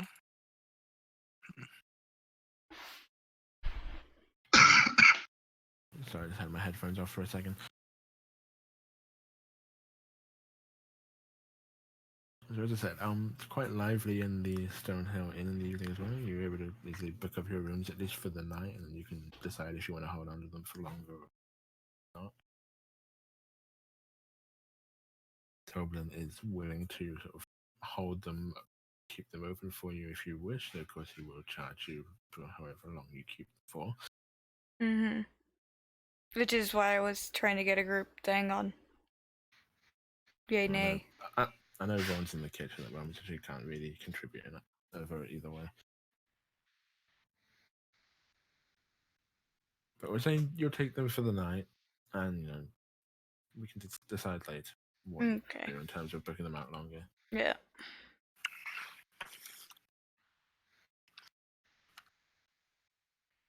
Are any of you going to be spending any time in the common room at the end for the evening?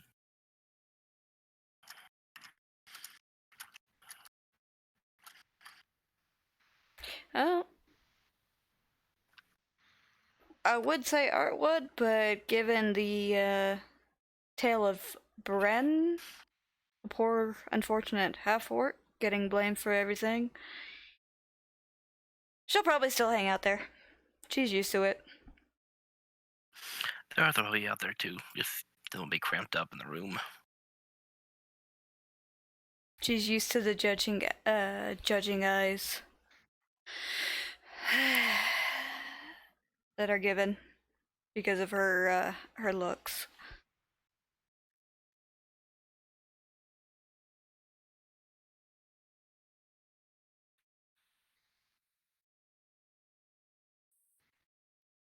As the evening wears on, some people are coming and going, people are drinking, getting ready.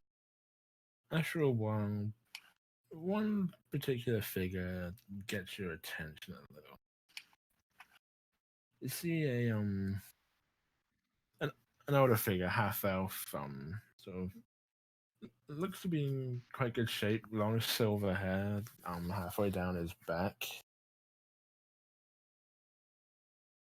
Starts getting a bit sort of uppity with some of the other patrons of the inn. You've seen him there most of the evening. Possibly seems quite drunk at this point.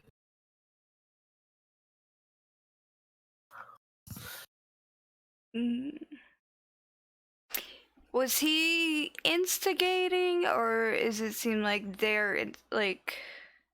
Because there's a difference. Seems like people are more trying to get him to sort of quiet down and stop talking. He's a loud drunk guy.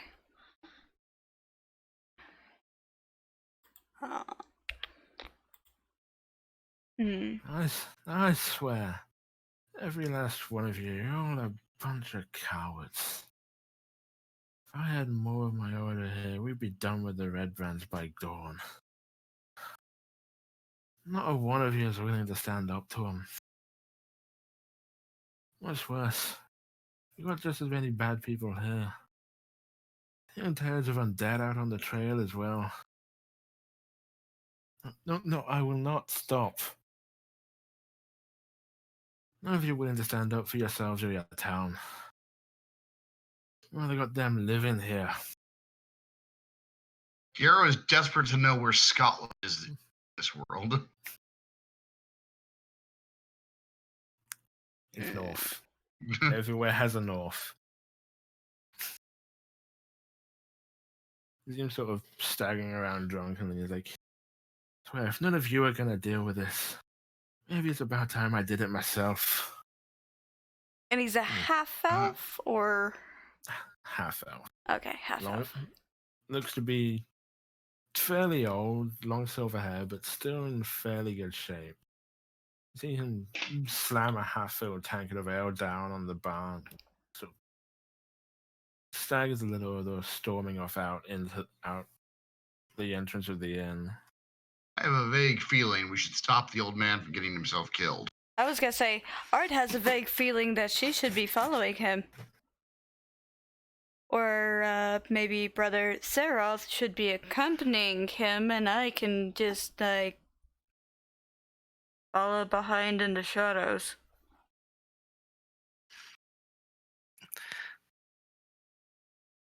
Tempting. It's not a bad idea. As he leaves, like, there's still some chatter, some people talking there, but there's like a bit of a sort of silence thing in the air as he sort of storms out, and a lot of eyes watching him go.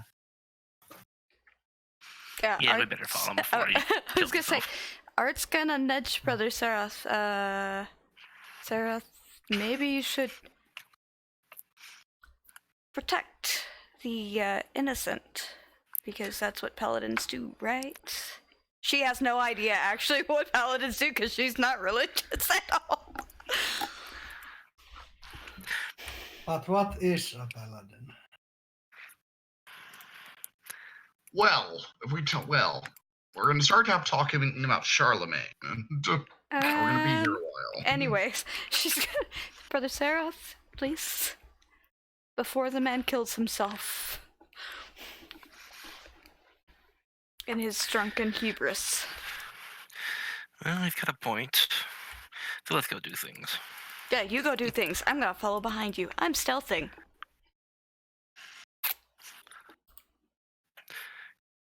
You are certainly the most resolute of people then. And let's go.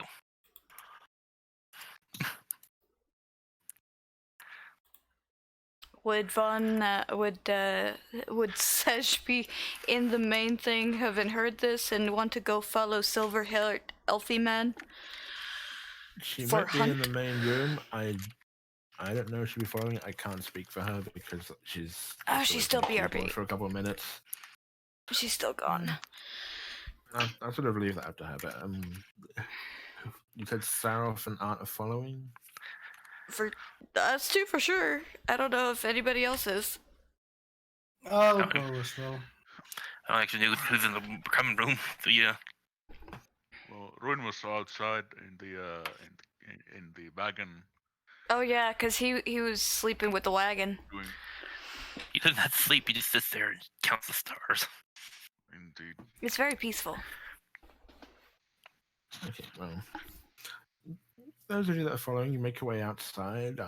Make a quick perception check for me, please, to see if you can see where he's gone off to.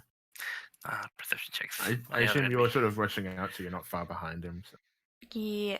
Oh, it's actually doing good today. So I'm happy about that. And my dark vision is not gonna help me much with this. Hee.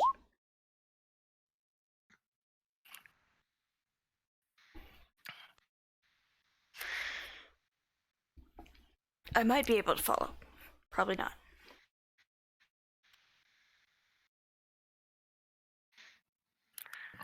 Say, Seraph, at least you can see him making his way eastward, back toward the main square town. He's already a good ways down the street away from you, moving at a decent pace. Have elf moves quick. The Terath will try and keep up with them. I mean, Yeah, you're gonna. Sorry. I'm not the one trying to hide. I was gonna say, you could call out to him and say, let me help you. Not the worst, you know. Terath would call out to him.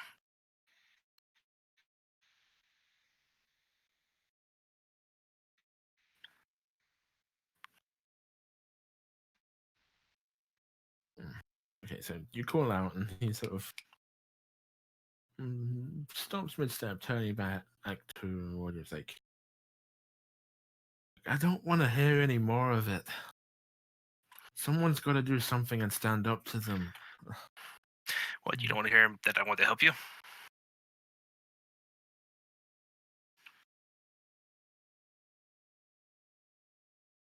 You sort of take a few steps back toward you, sort of eyeing you a bit suspiciously. He's like,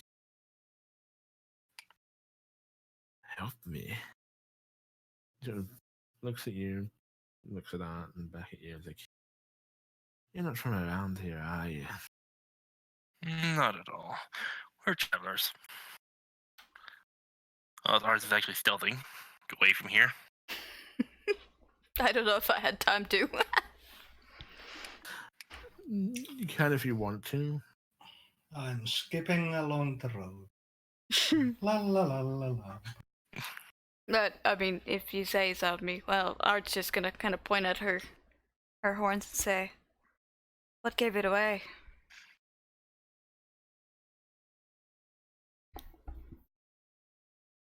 The fact you might actually have the balls to try and do something that no one else here will.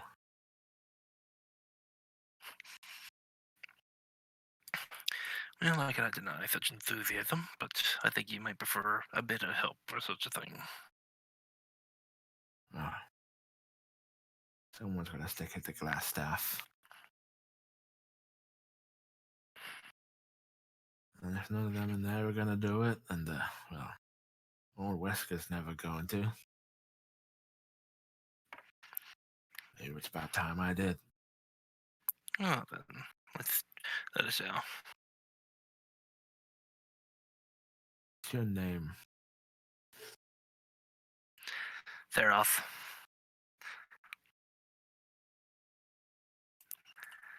As a result, you know, the humans cannot pronounce my rest of my name.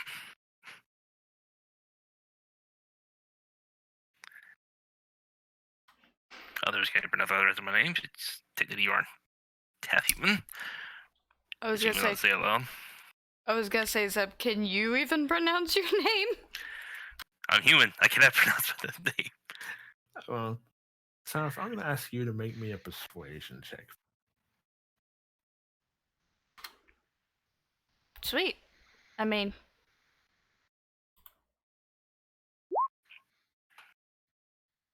you're about as persuasive as I am. You sort of eyes up and down, notes that I presume somewhere on you, whether it be on your armor or your shield, you might have the symbol of Cuthbert. He'll reach under and pull out the ruby studded gem. And sort of eyes up and down, then he takes his hand out to you. Down that a math. He'll shake his hand.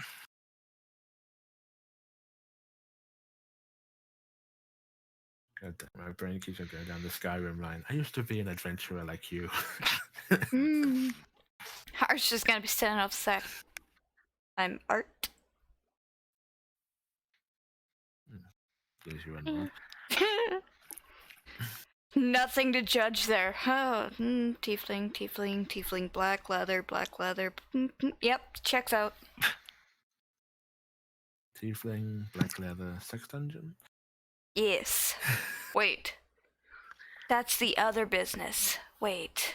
I shouldn't have said that.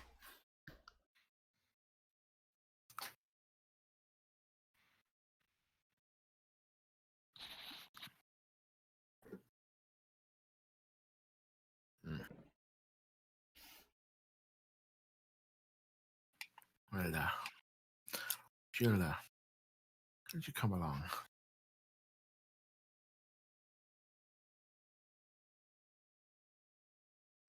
Walking. He sort of leads you out eastward out of town, back around the edge of the square, past Sister Dariel's house, and then sort of just on the edge of town to a place that you had walked past on your way out. There's the this place up here, a small cottage surrounded by trees. You had it noted on your way past that there was an orchard here. It's on the complete opposite side of town that the red brands are noted to be at. Mm-hmm. Like, I don't imagine you've been here long, but I'm sure you've already heard tell from some of the locals about the red brands and their being here. Some. Somewhat.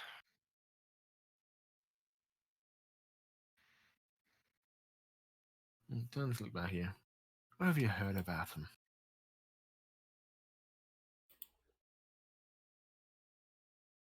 Mainly to avoid them. If we know what's good for us. That's generally the gist of it. Avoid them and avoid the sleeping giant, right? Scratching brain. Yes, that is the name of the place. Yes. Yeah. Might be their hangout where a lot of them go. It's their private bar, I suppose, but it's not their home.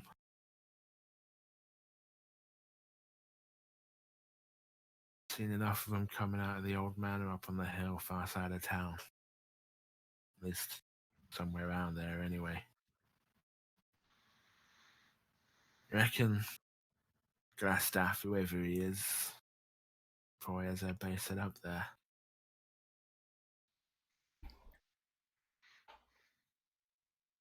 He pulls out a key and unlocks the door of the cottage and goes inside.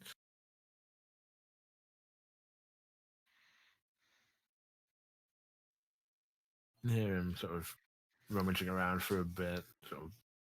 You hear, a couple of sort of things clinging, some of things falling to the ground, and you hear like some. Definitely sounds like something glass shattering on the floor for a curse. I was gonna say, is there lots of cursing? Because he's There's a fumbling good around in the dark.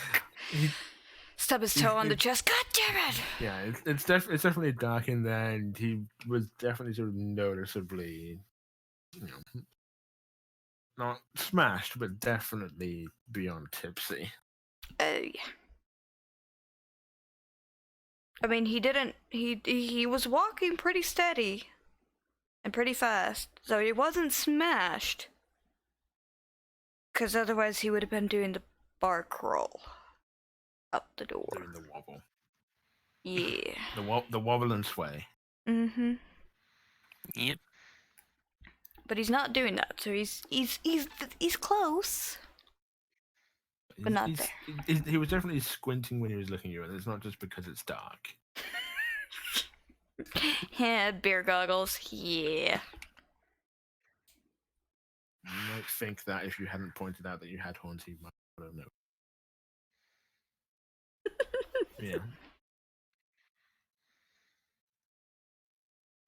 But yeah, he emerges after a few minutes of, clattering and clanging and cursing with, some a chainmail suit sort of thrown a bit haphazardly over his shoulders. He has a great sword slung over his back.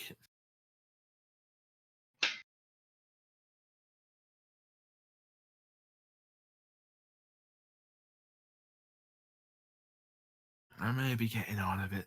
I may be retired. Someone's got to stop him. And I'll be damned if I sit idle any longer. If you're willing to help, if you got more friends that might,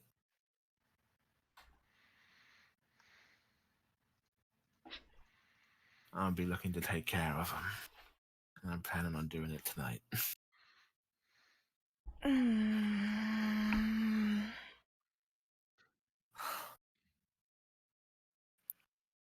Can I try persuading him to wait until the morning so that everybody can maybe get their stuff back? Because I know Diero's probably crashed out.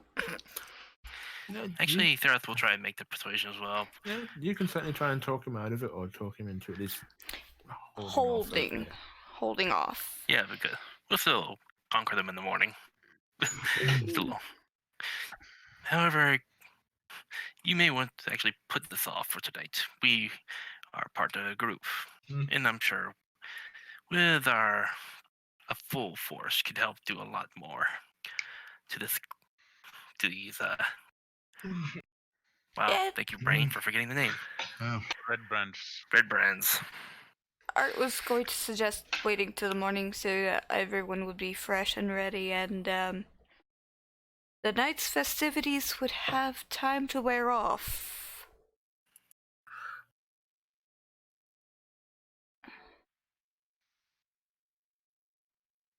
She's saying he's drunk without trying to just blatantly point it out. If he's drunk, he can go fight if he wants to. I'd say Sarah does not care about that. Go ahead and roll persuasion if you want. I think Art roll with advantage. Art roll with advantage. That's a natural 20. Yeah, I don't even need the roll. That's good. He's just sort of, looking back and forth between you as you're sort of trying to persuade him to not stop his crusade, but Hold just it. telling him to just wait until morning. And he's sort of looking back and forth between the two of you and sort of nods as he's sort of seeing the sense of what you're saying. And then, as he's sort of, nodding along with you, then sort of just goes to sit down. And he passes out? And there's obviously no chair there because he's standing in the doorway to his home. He goes to sit down. Okay, maybe a little more drunk than I thought he was. Yeah. So you see him sort of, starts bending these to go to sit down and just slams onto his back in the doorway. At least Art has dark vision. She can help the old man into his house to his bed and say we will be back in the morning to take care of business. Oh, this is entirely the story of the Fourth Crusade.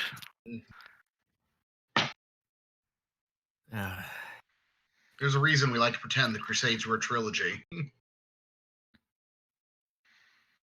Thank you, Miss. I'll just, you're right. I'll just sleep this off and, reconvene. In the Tell morning. those bastards what? Exactly. She's gonna get the fuck out and go back to the inn. She's not gonna get accused of stealing anybody's shit yet. She hasn't done it yet. You don't count, Diero. No. Who's not here? Unless Asmodeus is rising from the abyss, Diero does not wake up. He's going to be woken up very abruptly in the morning for a crusade. Yep. He's like, wakes up for a second. He's like, wait, did someone mention undead? Someone mentioned undead? Yeah. But yes, let's get him to an actual chair or bed and then lock up for him. Mm-hmm. So the thieves did that take from him. Yeah, so you take him a couple of minutes, basically just escort him back inside and get him, sat down at the table, probably take his greatsword off because he's not sitting down properly with that slung over his shoulder. And the haphazard chainmail. Yeah, which is probably on backwards. Yeah. And you sort of help him get himself situated, and pull the door to behind you as you leave. Doesn't seem to re-emerge from the house again. We kept him from dying. I count that as a win. You would have died a noble death. That's the best you could do, even if for failure. But it would have been a pointless death. running off in the middle of the night. 3 sheets to the wind. Again, middle of the night. Right, I'm not going to tell you about some of the tales of the Cuthbert's attacks then.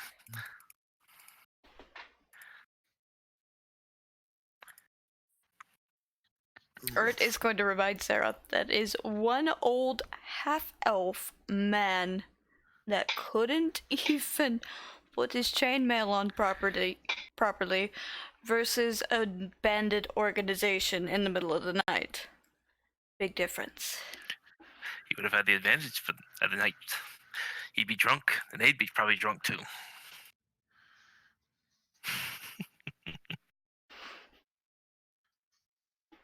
I'll actually ask both of you something since you helped him inside, get inside and everything. Both of you, if you want, can roll me either a quick perception or investigation just to determine why you're just helping. I have no idea. Nope. It's late. It's dark. Pock You've might. both been drinking a little bit yourselves. Pock might. Spock was there. He's just been a silent Puck was skipping companion. along with you. Was he? Yep. He did say he was following you. He's so short I can't perceive him. Art has no idea either at the moment. She's like, I don't see him. She knew he was following. You actually sort of just turn around and see Pop right there behind you. It's like, when did you get there? If Timo, do you want to roll in perception or investigation? I'll roll investigation.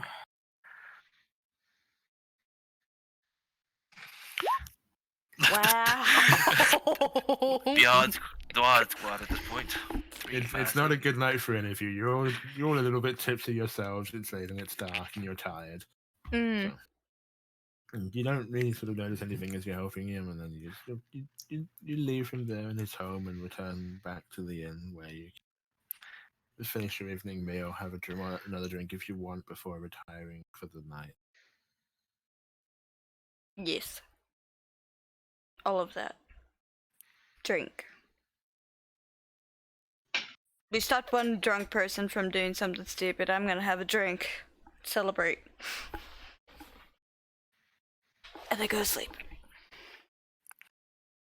I mean, Ruin was outside. He could have followed us too. He could have done it, but yeah. Splitting hairs.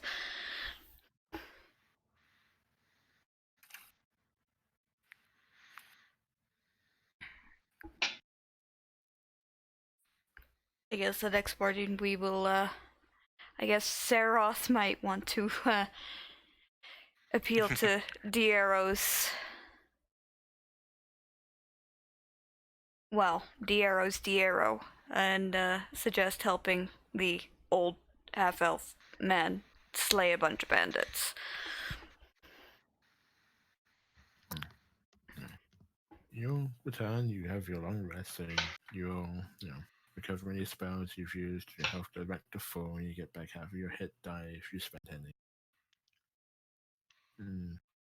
The rest of the night passed without incident, and you all will awaken the following morning, bright and early. The sun's barely coming up.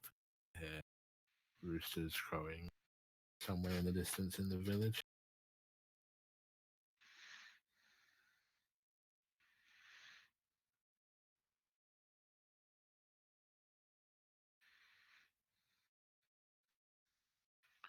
And you can all make your way downstairs to meet in the common area for breakfast, apart from Ruin, who was apparently sleeping in the cart. You guys have not seen him eat, but presumably he eats. Obviously, at some point, he's just very private. He consumes firefly. And frankly, I think I have better things to do than question the personal life decisions of someone who's nearly 8 feet tall and weighs 400 pounds. It clearly works for him. Whatever Indeed. works for him. He's 3 feet taller than me and weighs 4 times as much as I do. I'm not questioning it.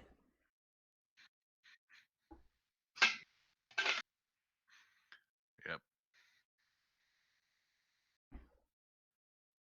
But during the morning breakfast, Art might bring up the rather interesting evening that was had after Tierro had excused himself to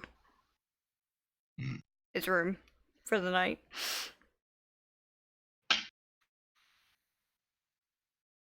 She's looking pointedly at Saroth, who is muted, so I assume AFK. No, I'm here. I just couldn't talk for a second. Nah. Cat attack. Yeah. Cat/hobgoblin. Hmm.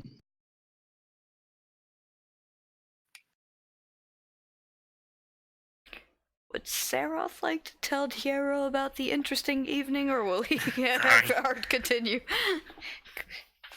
Oh, that you were actually continuing for a second there. I was like, okay. Dareth will actually explain the, I guess, the half-elf. I guess you could generally call it a crusade against the bandits of the town that have been causing enough issues that everyone seems to know, but nobody wants to do anything about. Mm.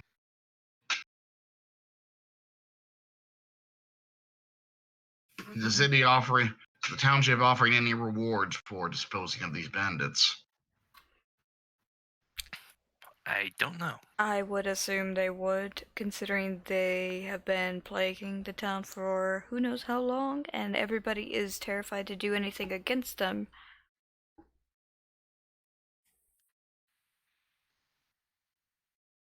And it's a bunch of bandits and murderers. Someone's offering a reward somewhere for them. Mm. Well, I think it's our moral obligation to do the right thing and kill all of them. Dareth is going to roll with eyes at that, but agree. Mm. It's odd that the out of character, it seems so backwards that Art is all for helping without reward promised, and Tierro has to have reward promised. But I don't have to have any reward promised. I was just asking to gather information. But it's something that in my head it just seemed funny because they should be flipped. But yeah,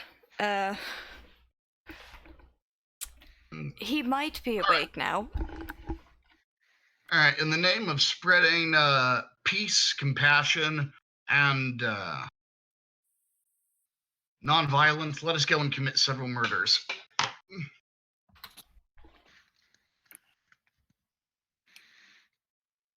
Bushido, is that you? Bushido? These things do not match. Do Like- you want peace or do you want murder? It seems Yes. to be. The more I travel, the more I'm learning this is apparently the way of things. This land will only know peace when its streets are running with blood. I don't make the rules; I just follow them. Murder in the name of peace. Yes, We exactly. kill. Brother Saroth gets it.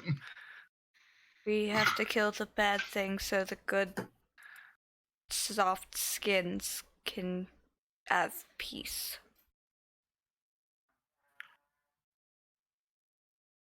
She's trying to explain it where Sesh understands it.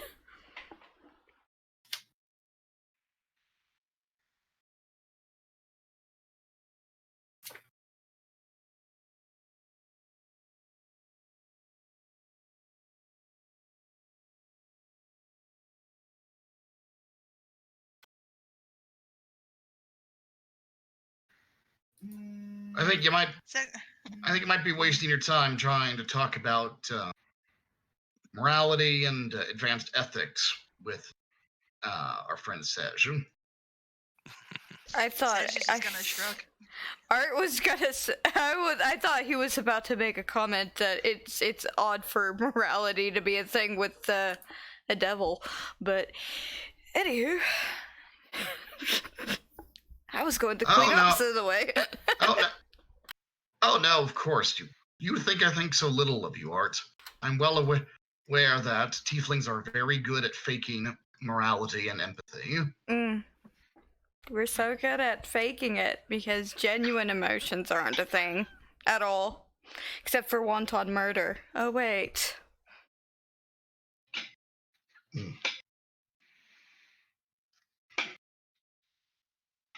There's the Diero I know. Murder in the name of peace, which makes it not legally murder. I think you play a Redemptionist Paladin in the future would be hilarious. Art's going. Art's just gonna shake her head. Should we go see the half-elf crusader, see if he's even awake, and also check on our friend, acquaintance, not dead Sounds like a good idea. half-elf? Oh yeah, a lot of half elves area.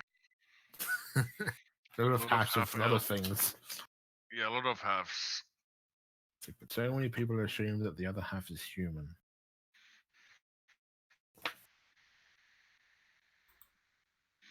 Most people assume that.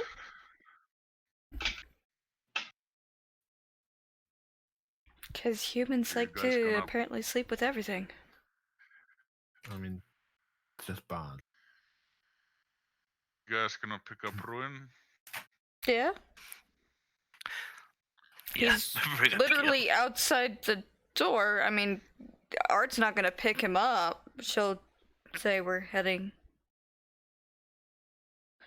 the direction the drunk elf went last night. Care to join? Sure.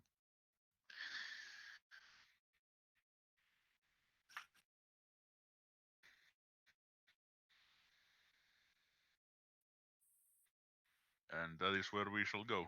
Sedge is just gonna follow whoever. So, I'm- I was gonna say Art can explain it to such. You get to kill soft skins. And I'm going to ask if we can just take a quick 5-minute break right here. 5-minute break. Of course, we can take So- a break. You're the GM. You go. We're taking a break now. Let us go and find a righteous drunk. Well, I'm going to go get started on that. Be right back. Yay! Oh, I found is it. it drink time? Yeah, everyone, just 5-minute break. I'll be right back. Right.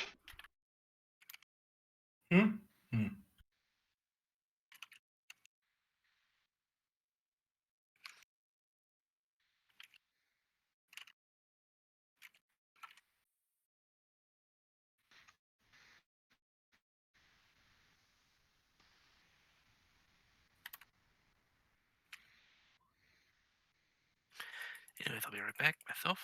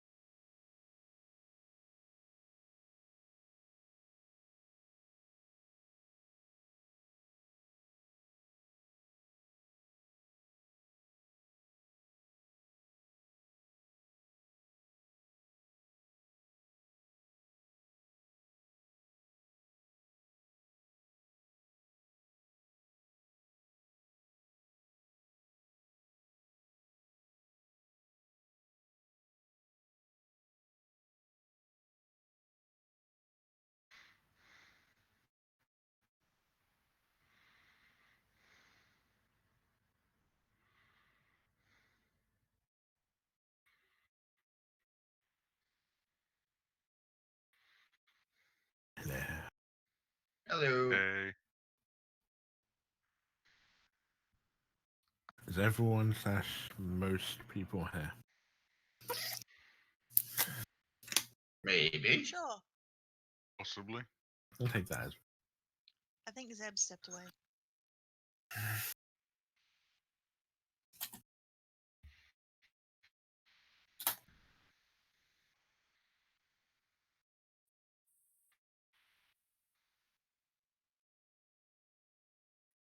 Just give him another minute. All right.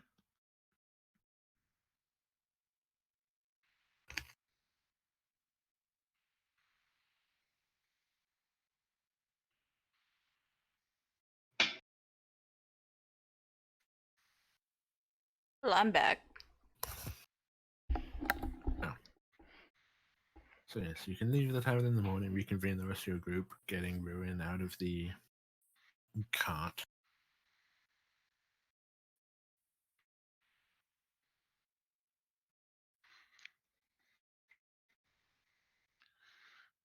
Make your way back down the lane toward the center square of Marston.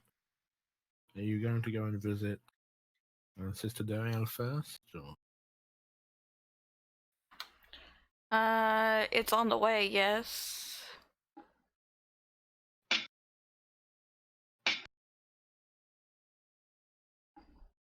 I would assume.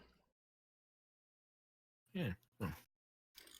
Making your way over there, you can see the shrine obviously out in the square. It's still fairly early morning, so there's not that many people about. Yeah. Make your way over to this small round the side of the house where Sister Diana lives, and knocking on the door. After a minute or two, the door opens and you can see her there, looking very tired, like she possibly hasn't slept.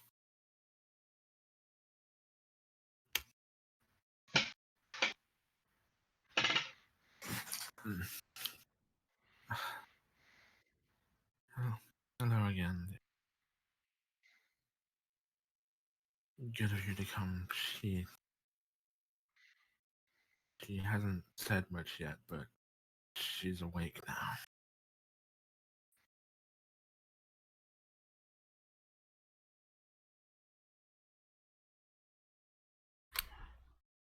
Is she? I assume that her being awake is a good sign of recovery for her.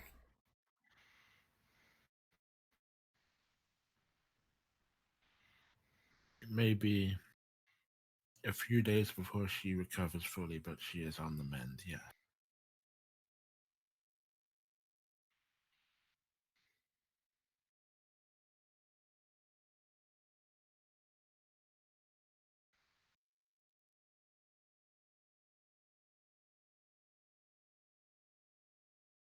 That's to like whatever it was that they'd infected her with. Possible you,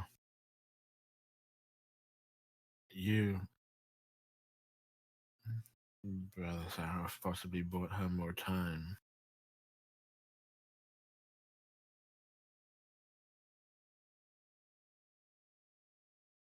Please, she wants to speak with you.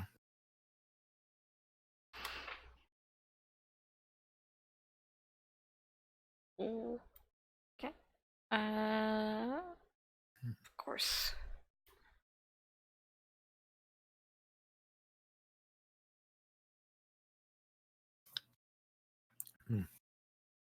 Making your way inside the home, she leads you through to the bedroom where the Sildar is now no longer down. She's sitting upright in the bed. And her bandages have been redressed, like cleaned and redressed, and she still looks quite pale and thin, but she's awake, so it's an improvement over the last time you've seen her.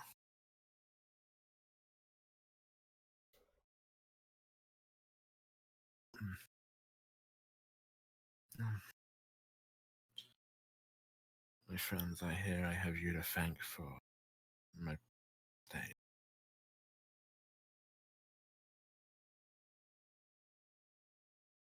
Without your assistance, surely it would be worse.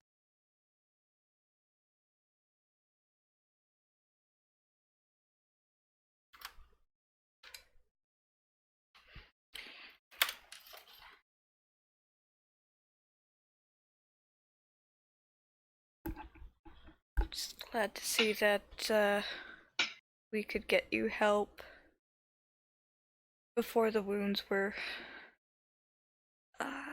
fatal.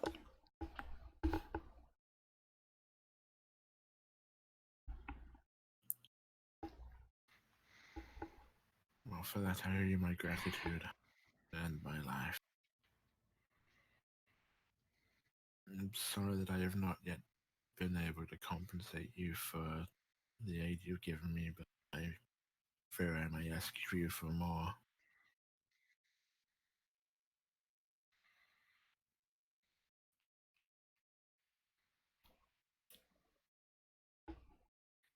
And what aid could we give you this time?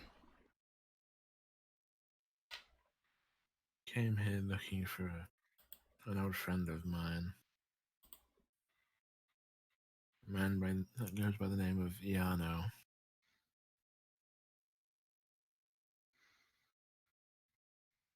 I have not heard from him for some time, and last I did, he was coming here.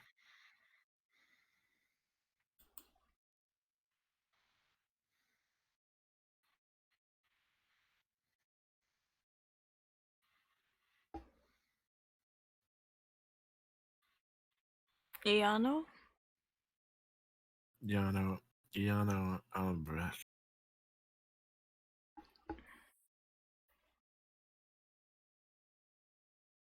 This is a name that wasn't familiar to anyone but the Arrow.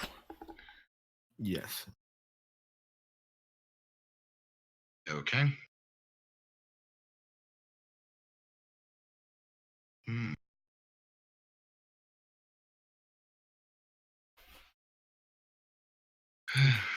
He too was a swordsworn like myself, and well, as I heard, shortly after he came through his town, he disappeared, and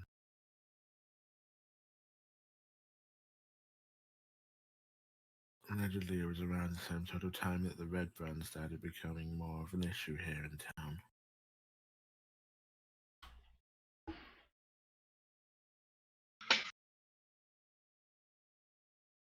Do you think the Red Prince would possibly know more of his whereabouts? I'd hope that they might, or at least I might learn if they were responsible for his disappearance.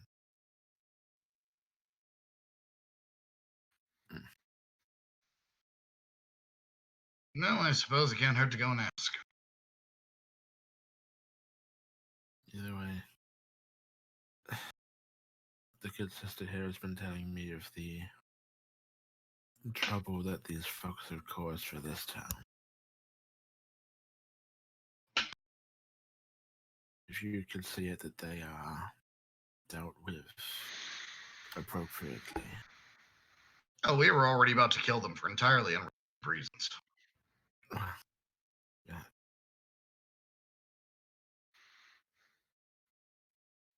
If this town does not see to it personally, I would see that the crown has you rewarded for your efforts. No reward is necessary, but anything that can help us continue to restore peace and stability to the land is always appreciated. She shakes her head a little and coughs. And there are perhaps some among us who desire material rewards more than others. Is he looking at Art? No, but he's going to enjoy the fact that Art would think he would. Pierre has more class than that. It'd be so obvious. So obvious. The error has more crass than that. He has more class than that, except he was just asking about a reward for taking them out not even an hour prior to this conversation. The Tiefling seems to be remembering a whole lot about material rewards. Not saying anything, just an observation. Regardless, I owe you plenty already.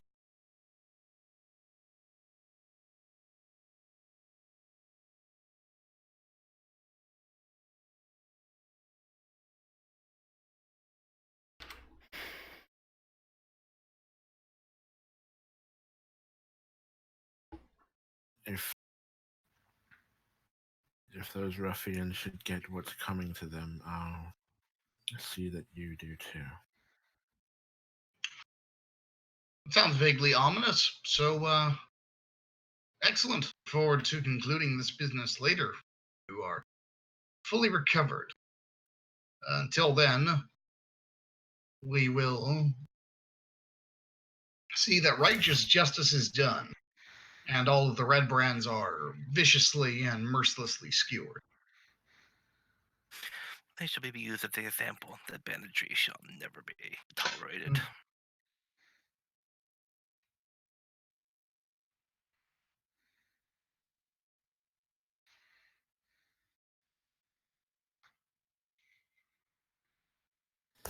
As you finish speaking, Sister Dari also clears her throat and speaks up. Well, thank you all for coming back again and what you've done to help, but I think she needs her rest now.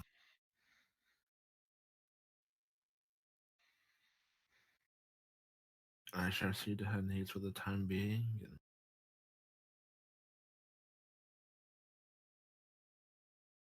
suppose you will do what you need.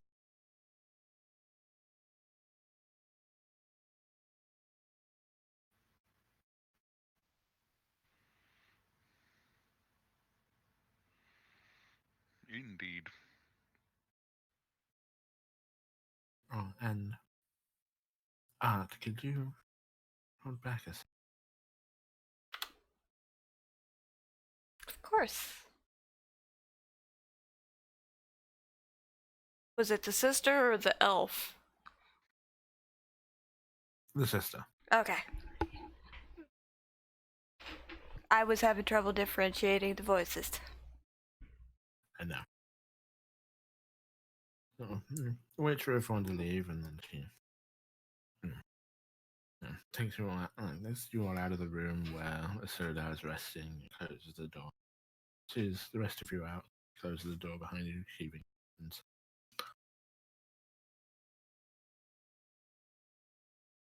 Now, Art, you all seem capable, resourceful. We perhaps could make use of people such as yourselves.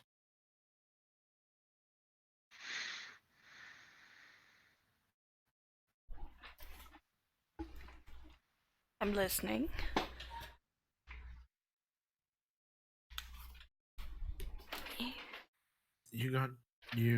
All of you together got me the information I'd been searching for, and though it is not what we'd hoped, everything. Perhaps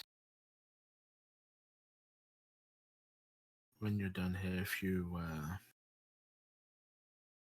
if each of you happen to be making your way northward to the city of Angrad and happen to be looking for more work, or perhaps have very good friends of mine that I could put you in touch with that could help you on your way.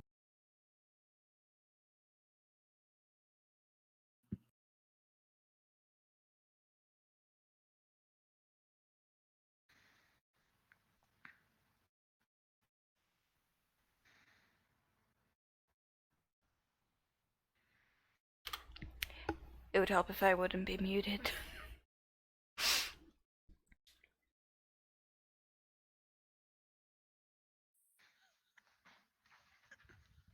That, that would be most helpful. I can't speak for everyone else, but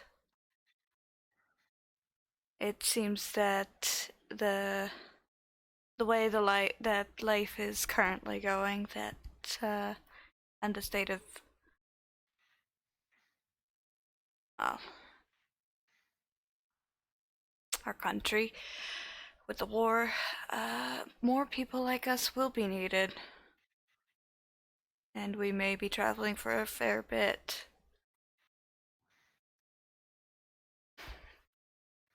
So these contacts would be helpful. Well, obviously, you do not have to decide right now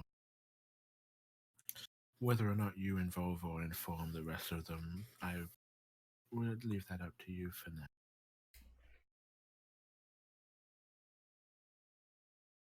You've already done good work for the Keepers.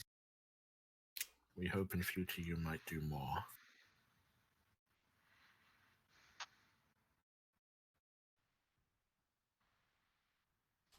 I will keep it in mind and think on it.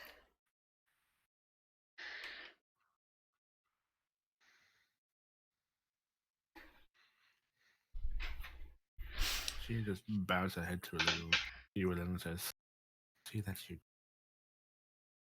You.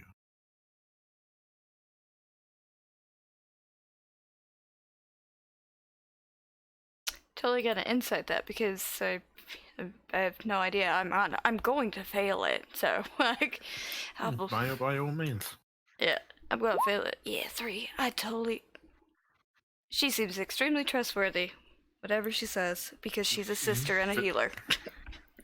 Very difficult to read. Very difficult. But I'm convinced no one could fool me. So obviously she's not trying to pull one over on me. I would see right through that. Totally. 100%. 100%. Not still a little bit drunk from the night before. I might be, but it's one of my flaws that I'm convinced no one can fool me the way I fool other people. That is my flaw. Like, no one could ever trick me. No one could ever trick me. Why is your wisdom, like, so abysmal? Because nobody can fool me. Except for that stealth archer in the back. She'll see you out of the house and you can be on your way.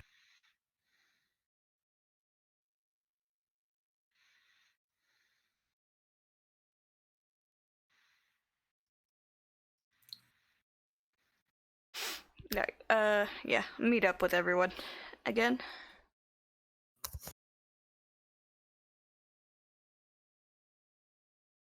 Right, so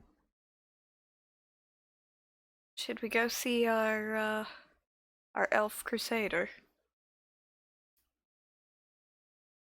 Yes, we should probably make sure that he hasn't gotten himself killed or started hacking up a local windmill or a local villager. Well, you make your way down the street and in a couple of minutes walk over to the cottage in the orchard, and you get there and knock on the door. No response. What did he say his name was? Dan? Darren Edameff. Knock a little louder. Darren? Call out Darren. He might still be drunk. Awaken! You are called to duty. Cease being drunk. As the air calls out, you hear some sort of loud clattering from what you believe would probably have been the kitchen the night before. More loud clattering. Another sound of breaking glass. More cursing. Do we recognize? Do Art and Saroth recognize the and Pock recognize the cursing of Darren? Anyone that speaks Elvish probably would. No, I don't speak I Elvish. do. Well, I do. Yeah, still only speak so. well, most of you recognize the voice, but you don't know what it's saying. The arrow, you definitely hear someone cussing someone's definitely someone's mother and their lineage. On becoming for a man on a righteous quest. Yeah, a few footsteps, and then the door is thrown open. You see the half-elf, still with the chainmail, not off, but just really bundled up around his shoulders, leaning heavily on the greatsword with the tip of it stuck into one of the wooden floorboards of his home.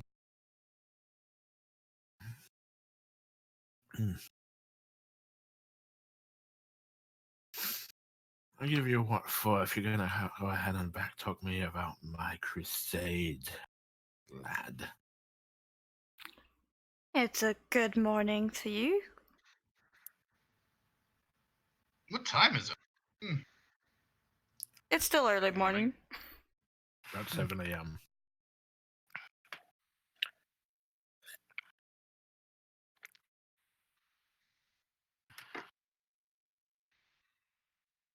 You would have woken up basically with the crack of dawn, basically like about 6 o'clock.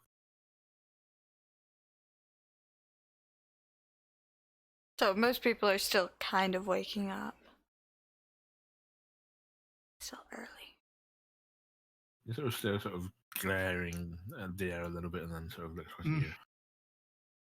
So, did you want to kill some bandits, or was that just a lot of talk I heard? So, No one else is going to. I'm gonna have to, ain't I? no, you don't have to. We've got it all well under control. Do you now? Just who exactly might you be? No, it's not important. Just myself and my companions are taking care of this. So, I mean, you seem really tired tonight. So, you're no real reason that you need to get involved with this. So,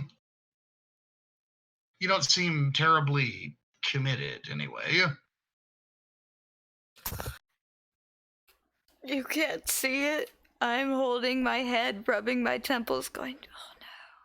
So Art, I believe, is still doing the same thing.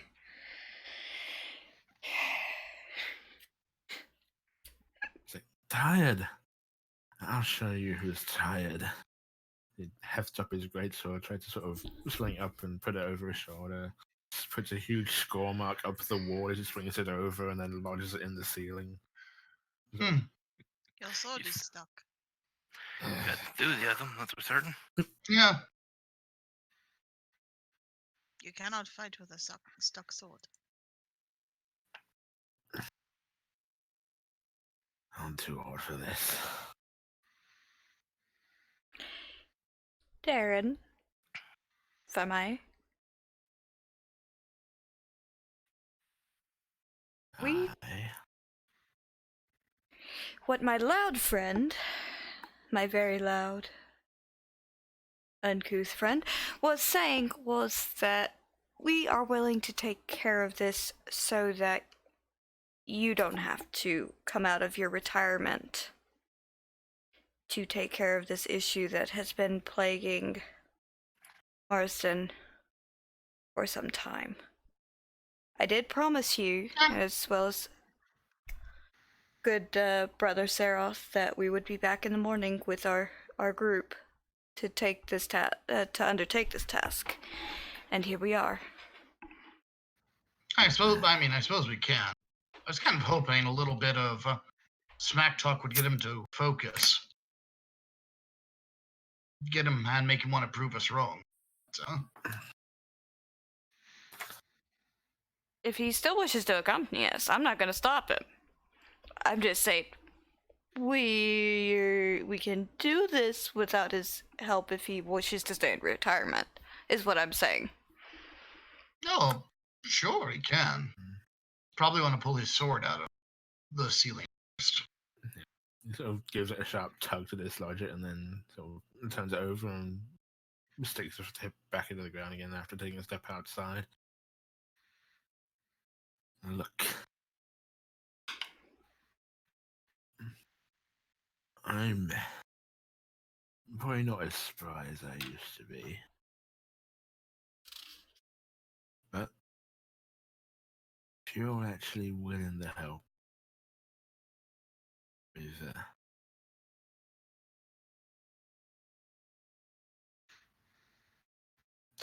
both things I mentioned yesterday,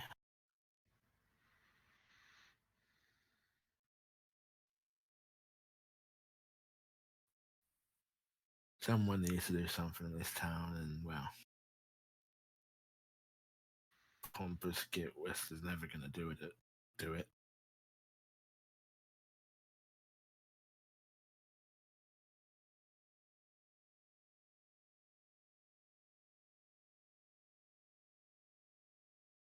Maybe you're right. I'm too old to do it myself, but if you're willing to step up,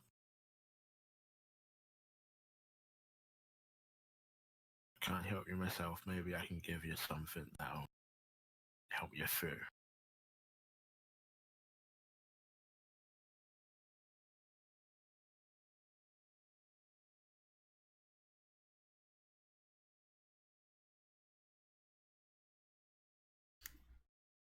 Any help you could offer us would be greatly appreciated, including, you said last night that the places we were told weren't exactly necessarily where they're located.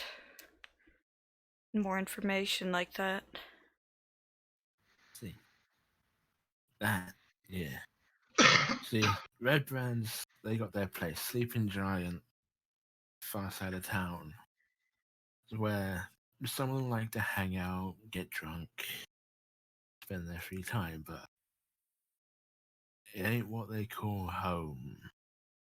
See, I ain't as scared of them as most of the rest of the people around here, and I keep an eye on them. And, I should say, seen a bunch of comings and goings from the old manor out west of town.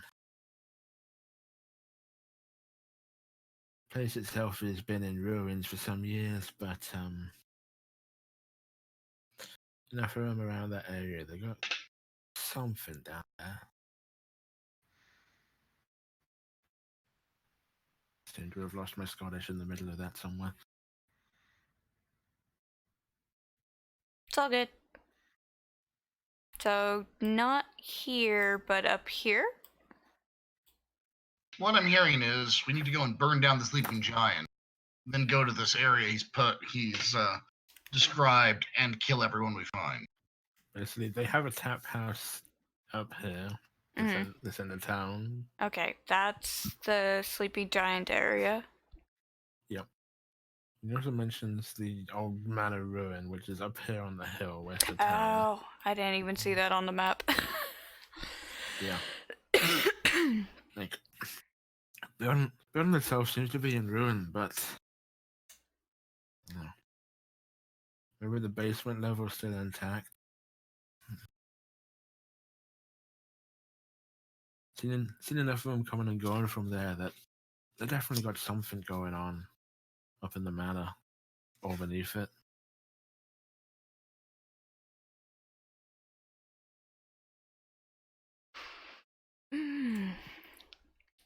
Since you're not as scared of these red brands as the rest of the townspeople are, and you've been observing them, have you had any observations of them maybe making mention of a record keeper?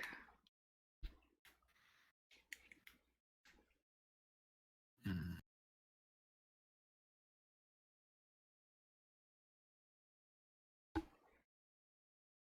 Make a persuasion check.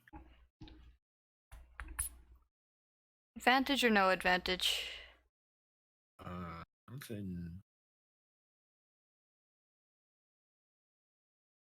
no advantage for now. Okay. That's fine. 18. Record keeper.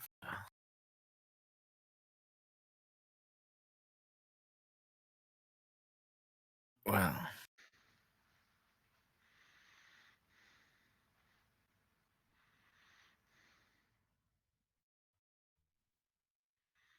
can't say I know of any individual that goes by that name, but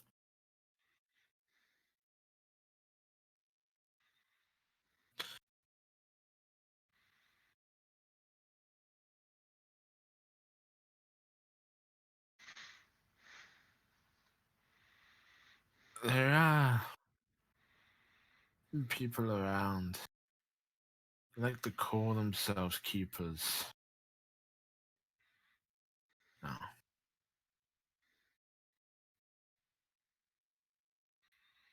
They work for the kingdom, but they also like to keep themselves separate there. I mean, maybe they do keep records, but I don't think that's the only thing to it.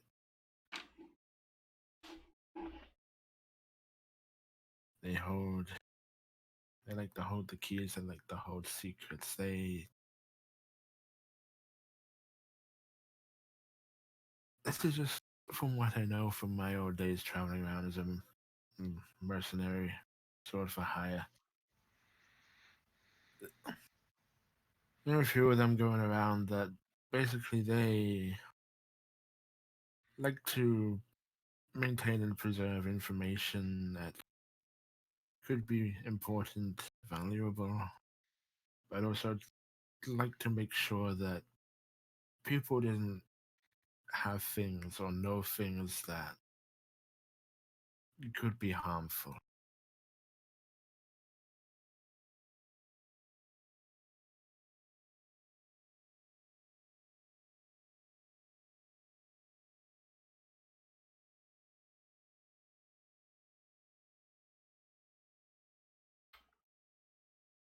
Hmm. You know, ignorance is bliss, all that sort of thing. You're the people happier if they don't have to worry about things.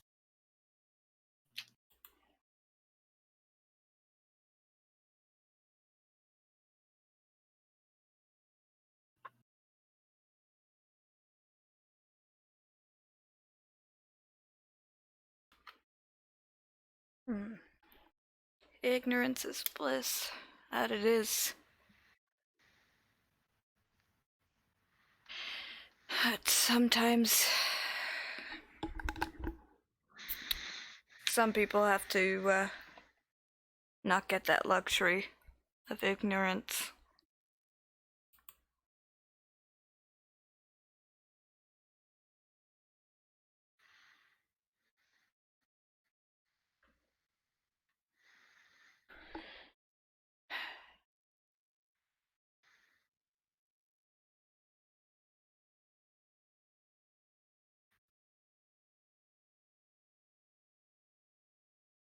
My brain's putting two and two together. But I don't know What what was that? farts is.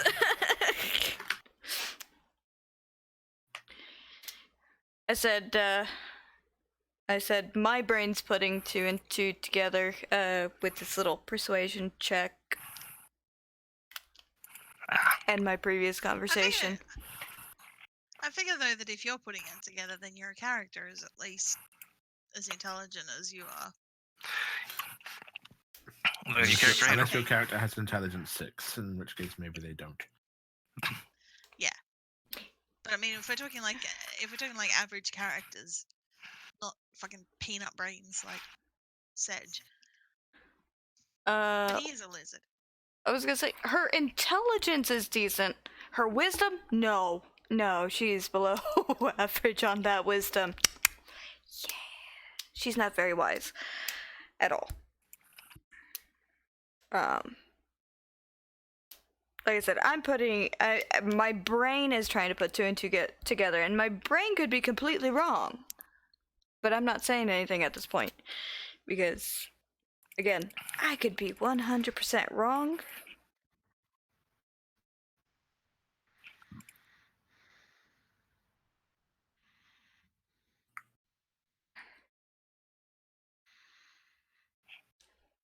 But right. Perhaps once we're done dealing with this red brand menace that's plaguing the town, some of the information any other information you might have, we might discuss things over a few drinks. Maybe we can. I will accept that. And Assume you make it back from dealing with the red brands. And then, if you do, maybe I can talk to you about the other job I mentioned.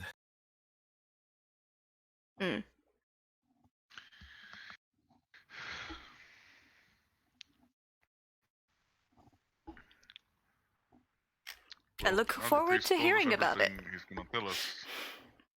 Oh, and he's gonna sort of reach like behind him, unclip something from his belt, and gonna see if maybe this could provide some use to me. But I'm retired, so maybe it'll help you. He's gonna hold out a black rod to you that's probably about a foot long, maybe, well, probably about 15 inches long.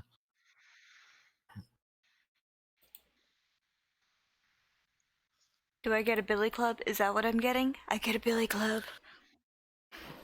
Actually, he's gonna hold it out toward you, and he's going to just gently brush his thumb over something on one end of it, and then just let go of it in front of you. I'm going to. What is it doing? Is it doing something? It's not moving. It's just staying there right in front of you. Ah. This is interesting. It's destruction. Art's going to motion towards it. Should I take this? It's not gonna smack me if I touch it, will it? If you want it, it's yours. She's gonna take it. Okay. You grab onto it.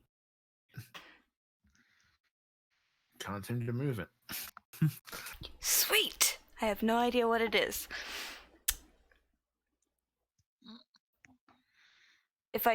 You said he touched something. Yeah. But just lightly brushed one of his thumbs against the end of it as he held it out. I'm gonna mimic the thing that he did and see if I can move it then.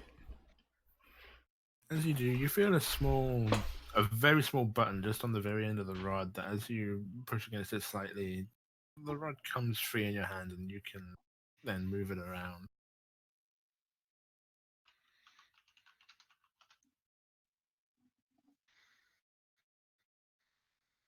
Out of character, I have no idea what this is. In character, I have no idea what this is.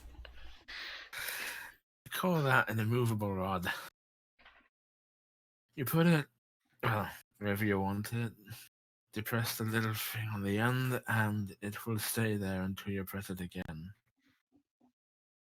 It's not without its limits, but I've yet to personally experience what those limits are. Beyond, if you do try and stop a dragon with it, it will not work. But if you want to barricade a door, put that thing behind it, and it's gonna take a lot of force to get it open.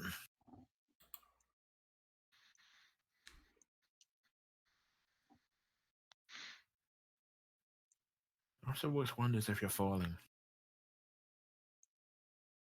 That is good to know. That is very good to know. Yeah. Now that he's told us everything about his crusade, can we test insight to see if he's making this all up and is secretly a bad guy? Sending us If you want into to a go trap? ahead and roll insight. I wasn't supposed to roll advantage, but the 21 is the first roll. The Anyway. 21 will stand. I'll also say again, if you want to, you like other people did try to yesterday, and everyone failed, can roll investigation as well to see if you can see anything. Right. My insight, I still trust difficult to him. read. He's Very difficult to yeah. read. But you said investigation or Investigation just to see if you can like determine anything like sort of what you can see behind him.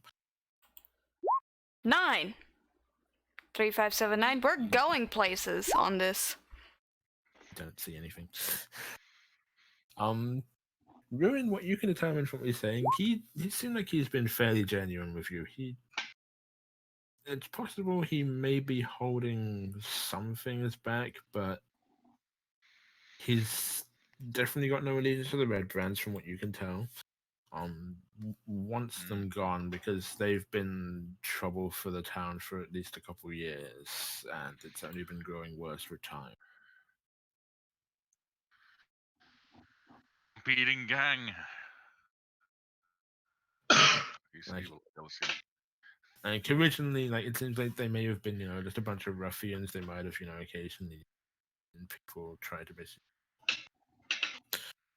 force them to pay like protection money, racketeering, and whatever. But they've sort of grown to, pretty much up to murdering people that don't do what they want.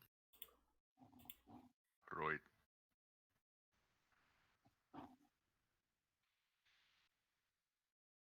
Yeah, everyone just nailing those investigation checks. Yeah, because I know there was one perception or investigation. I'm just terrible at perception, so I was doing investigation.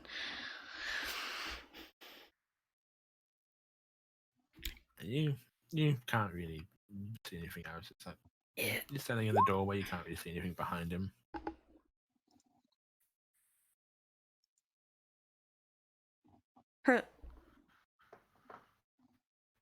Sedge maybe see something.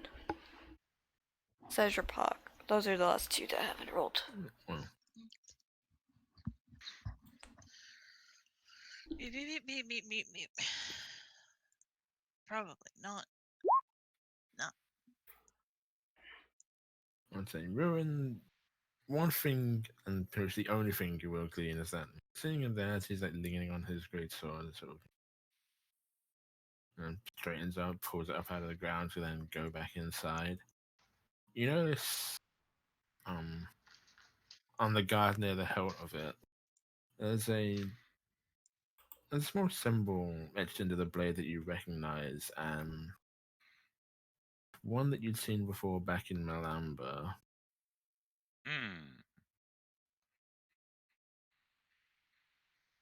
Nani? Seen a similar, not identical, but a very similar sigil etched onto the weapon of the dwarf marshal. I see. Just a symbol of essentially a clenched fist, a gauntleted fist.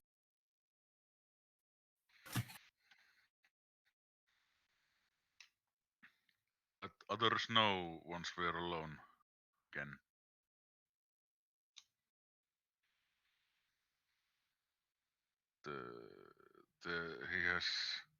There's more to it than he lets on, and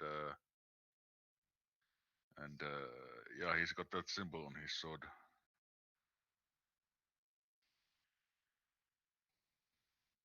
I will be back in just a moment. All right. Be important. Do we know what the symbol is? The fist, clenched fist, I haven't. recollection.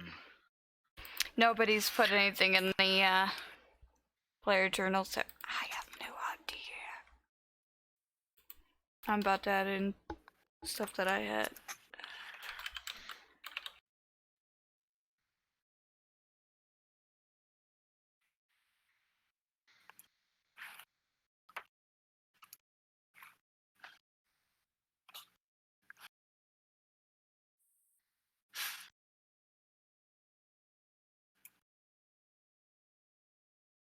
Yeah, I'm not sure either. Aside from the spell. I have no idea.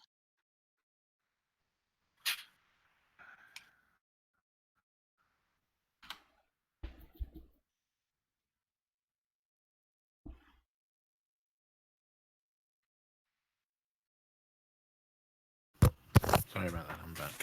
It's all good. Yep. Yep.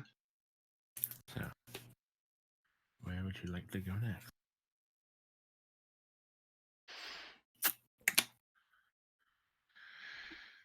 Do we go deal with these red brands now or chase after the orcs? The orcs would take about a week. The red brands would take about maybe a day. You got cut off at the end there. Said maybe a day. Yeah, maybe a day for the red Okay. brands, because it's literally right outside the town. Yep, just go down the street, kick at the door, and done. Well, Sure. the house up on the hill is in ruins, but yeah, I mean, we could go to the Sleeping Giant and get what few red brands there are there if you want, but by kicking the door down there. But yeah.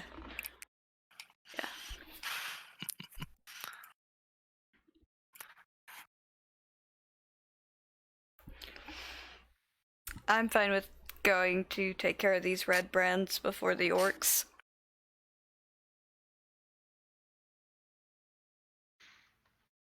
Yeah.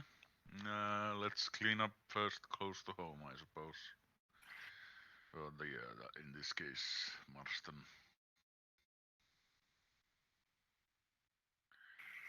Be better. The place where the what was it called? The giant or the Sleeping Giant. Sleeping Giant. don't know. I'm not sure. Giant's kind of out in the public. Kind of out in the public, and nobody goes around it really because the town folk know to stay away from that area because of the red brand influence over there.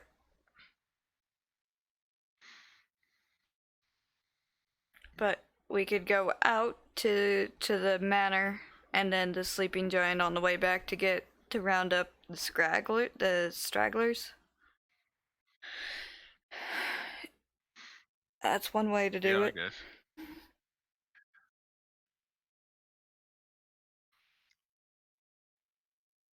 Yeah, we can do that. Unless Diero has a different plan.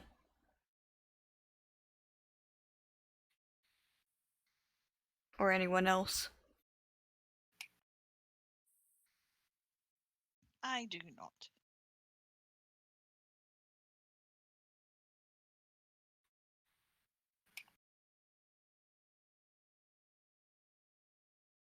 Well, then let's go to the ruin if indeed nobody has anything else to add.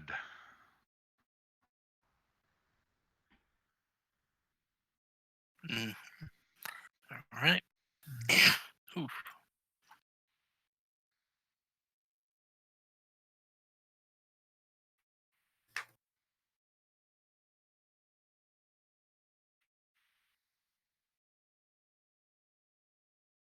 I will totally not use this immovable rod to ever trip the arrow. Ever. That'd be cheating. Just locks him in a water closet with it.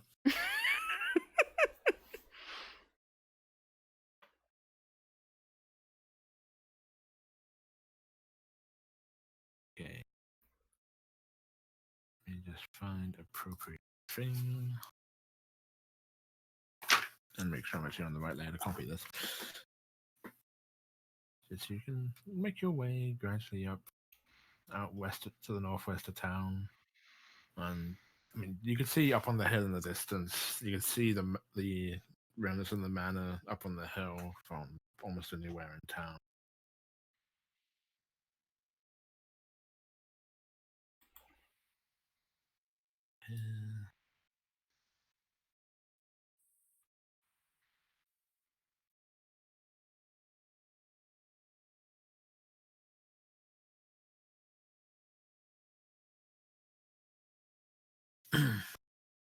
Make your way up there and you go into the mansion. Looking around it, as you come up there, clearly in its time was a very, very well built, very nice establishment, mansion, though fallen into disrepair. You could see some fire damage around some of the walls coming up to it.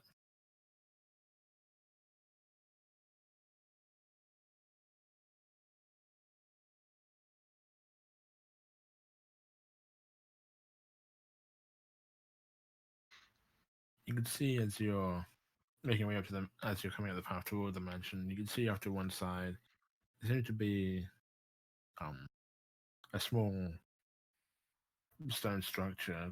Looks to be possibly the entrance to a crypt that may have been once been the final resting place of the owners of the home.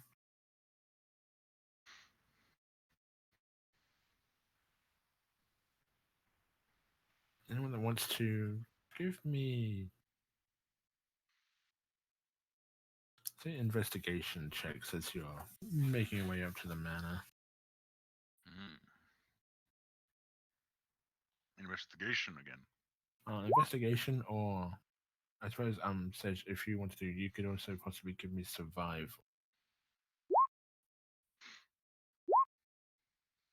Oh, Vaughn is muted. amazing. Apparently not.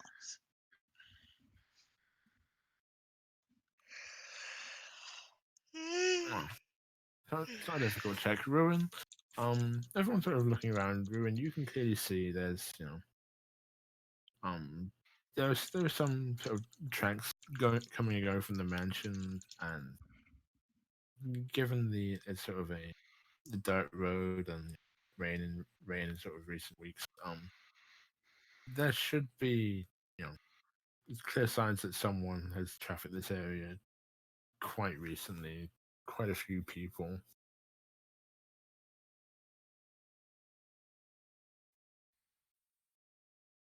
And tracks in the ground come and go straight up to what remains of the main entrance of the manor. Look at all these tracks.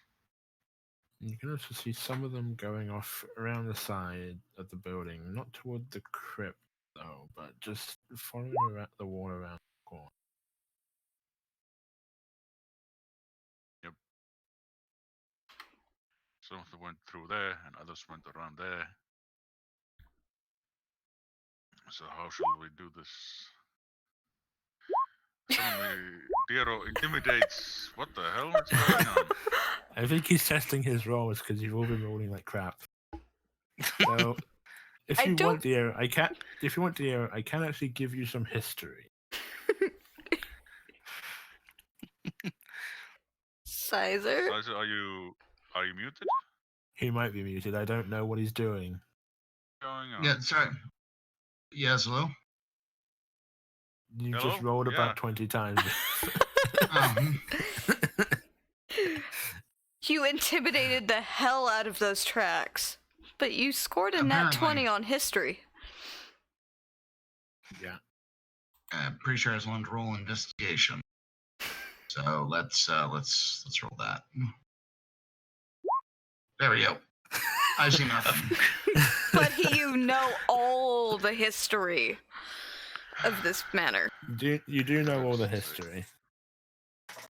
I will actually take that history check as well, though. You know this as having been previously called Tressendar Manor of the Tressendar family. Good people. Good people. Your father's kind of people. Oh, I see. Good people. Yes, quotation marks, good people. No, they'd been sort of loyal to the crown. Not barons, not owning a barony, but they sort of pay tribute, pay taxes to your father, which even he paid forward. They, the family themselves all passed away in a fire in their manor about 6-7 years ago, and the building has not really been used since. It was just allowed to fall into disrepair after the fire, and they themselves had all been interred in the crypt on their plot.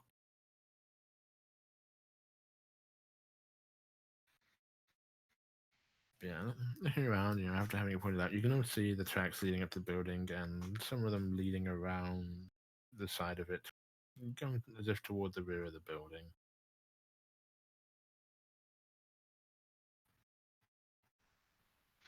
Indeed. Shall we take the front door or shall we go around? How large is the building? Is it like several floors and rooms?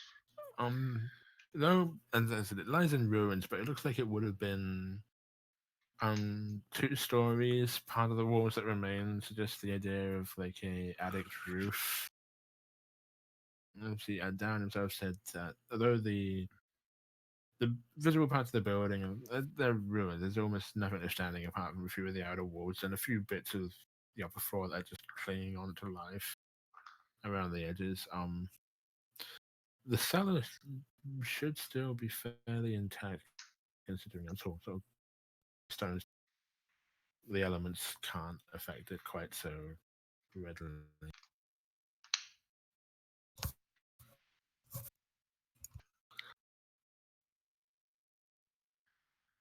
Well, let's keep it simple, I guess. Let's go through the front unless anybody has opposing views.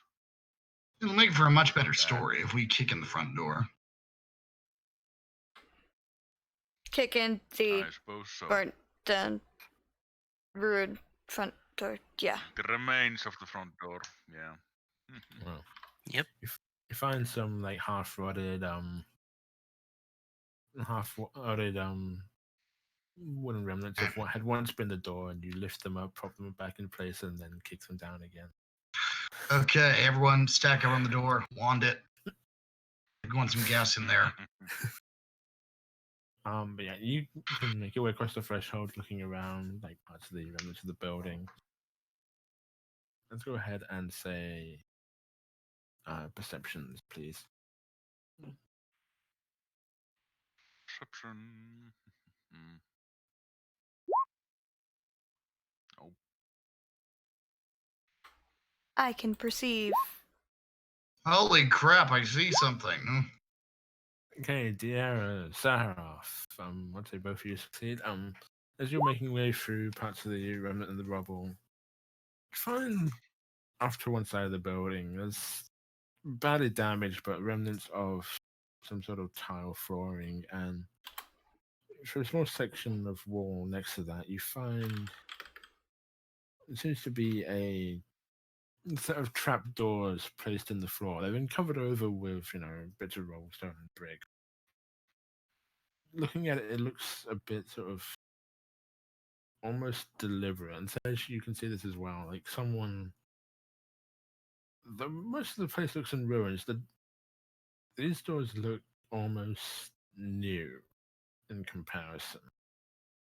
And it looks more like people have placed sort of bits of debris over them almost deliberately to try and conceal them rather than things have just collapsed over them over time. Hmm.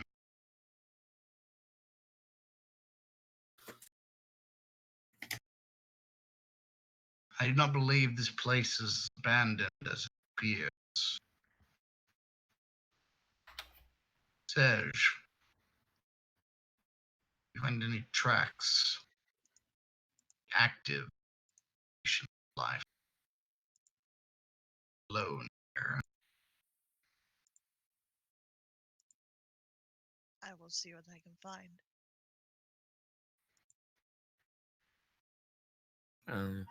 Okay, I will let you roll for that. And you get bonuses, don't you, for tracking? I do.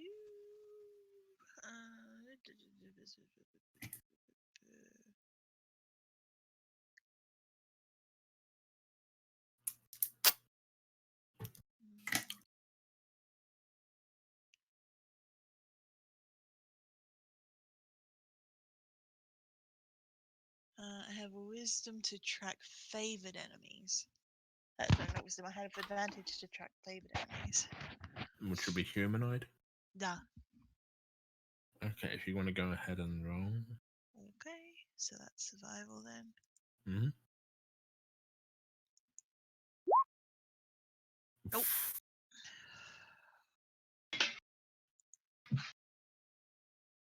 I have to say, obviously all of you have seen the footprints that came into the building through, but it's hard to say if there's anyone that's come down through this trapdoor recently.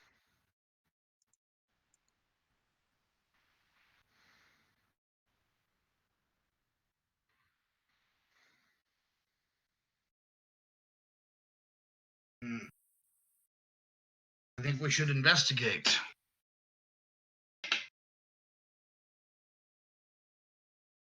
But we don't know what is beneath this trapdoor. Could be anything. Instant death could await for whoever ventures down there. So, Ruin, I'm glad you volunteered.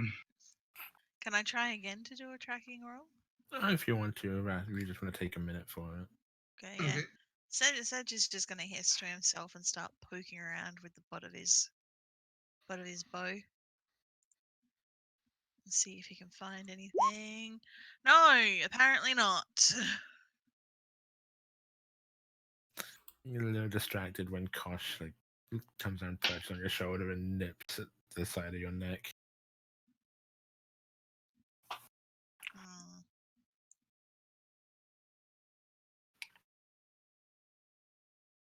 Sedge is no good today. I know that feeling. It's a no good, very bad day. Is the trapdoor locked? If you check it, doesn't seem to be locked. Is it trapped? You don't. I'm not sure.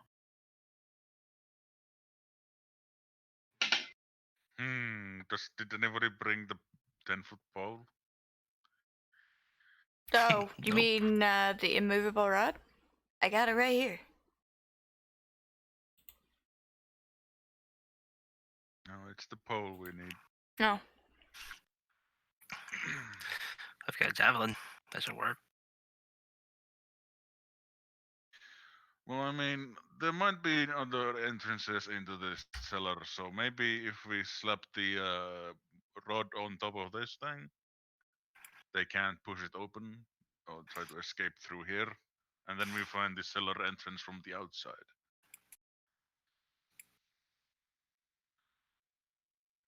What do you guys Magic think? hand, open door. Okay.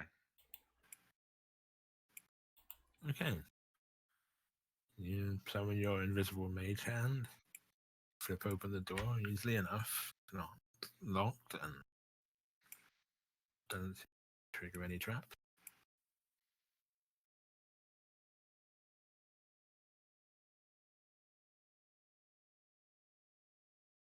What you see before you down the trapdoor is a set of old stone steps descending.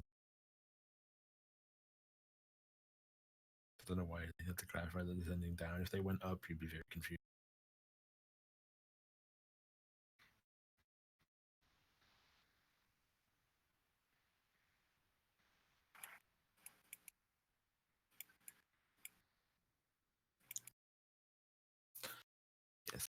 You see the stairs go down a little ways into a darkened cellar, and just at the bottom of the steps, you can see there's another door down there.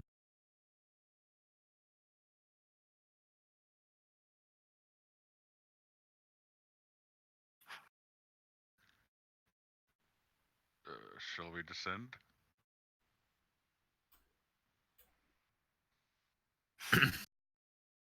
Okay.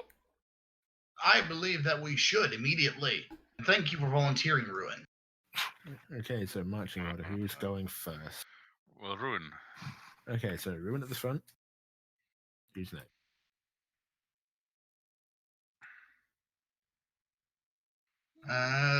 Sarah, thank you for volunteering. Okay. Third. This is a I'll narrow go. staircase, room for one person, so. Yep, moving forward. Okay, fourth. Otherwise, I'm just going to start nominating you people. Pock, your fourth. Are we actually on a There's map some- that shows I'll, this? I'll be putting you there in a second. Alright. Does somebody wanna set light on Ruin so he can see in the dark? Or is this... Light! Mhm. Okay, and as you one by one begin to descend the stairs, you come to another door at the bottom. Doesn't appear to be locked when you examine it. And Ruin's the only one who can perception because you've already established the stairwell is one wide. Yep. Checking for traps. Yeah, I guess I should cast light on Ruin's torso chassis so that he can see. Would be helpful, yeah. Alright. Not on his leg. No, that's Yeah, just you're the your only one with leg. the shiny leg. And then Diero said, "Let there be light." Okay. Doesn't appear to be trapped, Ruin. You can't see any. Alright. I guess I'll slap it open then. Okay, you slap open the door, and you find yourselves coming out into a small stone cellar. It's just beyond the doorway you just opened. There's a small landing, 5 foot wide, standing about 15 feet above a large cellar with steps descending to the floor in 2 short flights.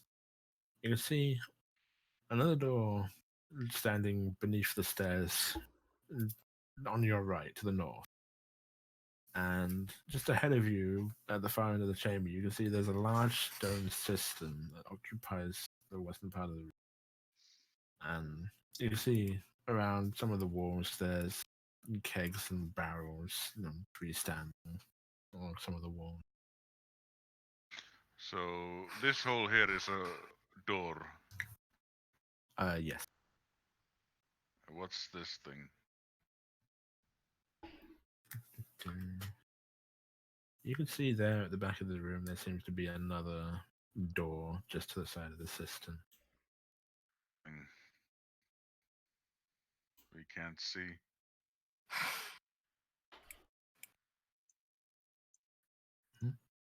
Or is this just a wall here, or because it's black? It's just a wall there. Well, let's climb down the stairs and get on the floor.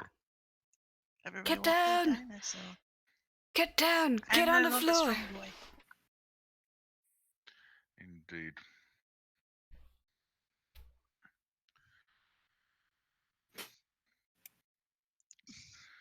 Appears to be quite a large place.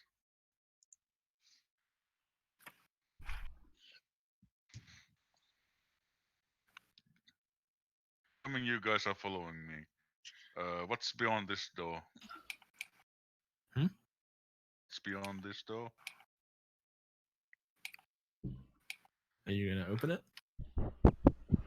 Well, I guess first I'll listen if I can hear anything beyond it. Okay, give me a perception check.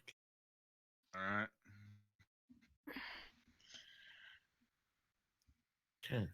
Haha. Can't hear anything from the other side of it. All right. I'll open it then. Okay. Opening the door, you can see beyond seems to be some sort of corridor.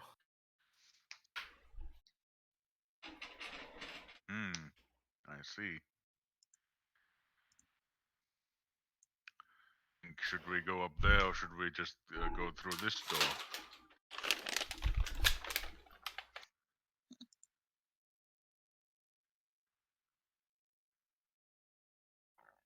Is Ruin only one down here? Did you guys all decide to stay up? Well, They waited for you to Sedge go down the isn't going. stairs and then just left. Sedge isn't going anywhere because the queue in front of him hasn't moved. Yeah, that's pretty much it. I can't move. You could go between Diero's legs. But I don't want to. He doesn't want to be between Diero's legs. Yeah. As I said, there's like you can see there's like several barrels and kegs along here in this area. Are you going down, Diero? Down, down, down. Flames getting higher. AFK. Possible. That he comes down with us. Okay. Aldor, move him. I just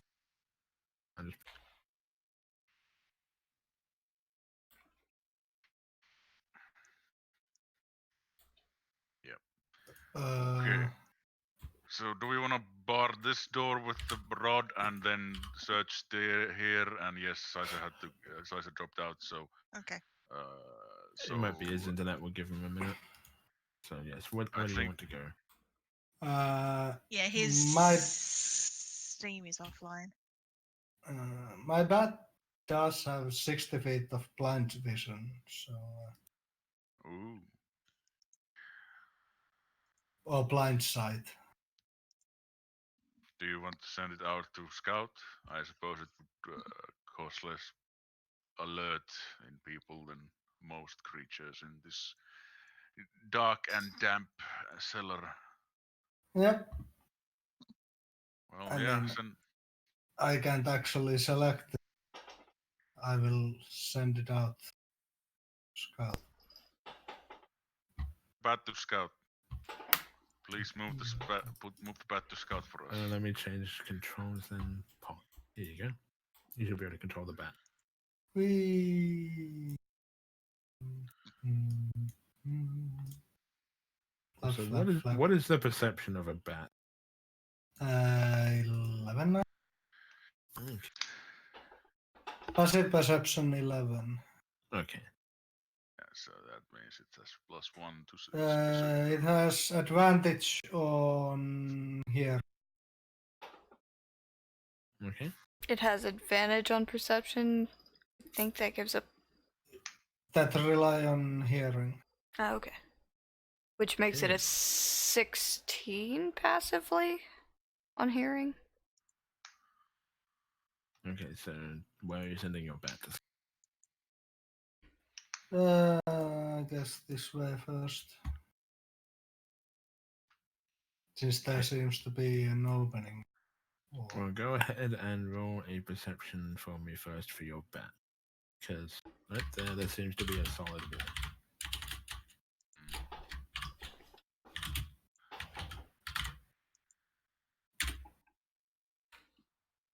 A 6. Oh, but it has advantage, so... well, it doesn't have on sight, because it's almost blind. Wait. Seems to just be a solid wall there.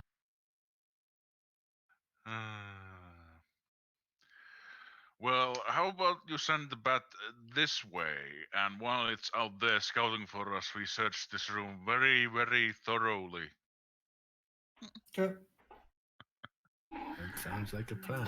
Uh, So, you send your bat on ahead to scout, and I believe with Find Familiar, you're basically able to be aware of or even see anything your familiar sees. Either you can share vision with them or you can communicate telepathically, I think, within a certain, right? I think I can gain.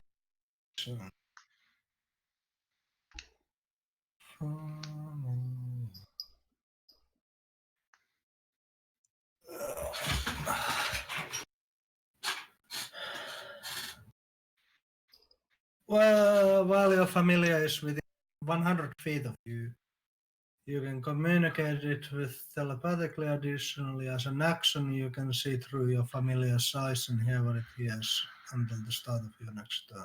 Okay, so yeah, you can have it go out and scout, and basically you can see anything your familiar sees. So you send it out into this corridor, and your familiar can relay it back to you, or you can see that the corridor is a dead end just off to the right. Extends off to the left for another about 30 feet or so before it ends at a large set of double wooden doors that are currently closed. All right. Anyone here that wishes to search this room, go ahead and please roll perception.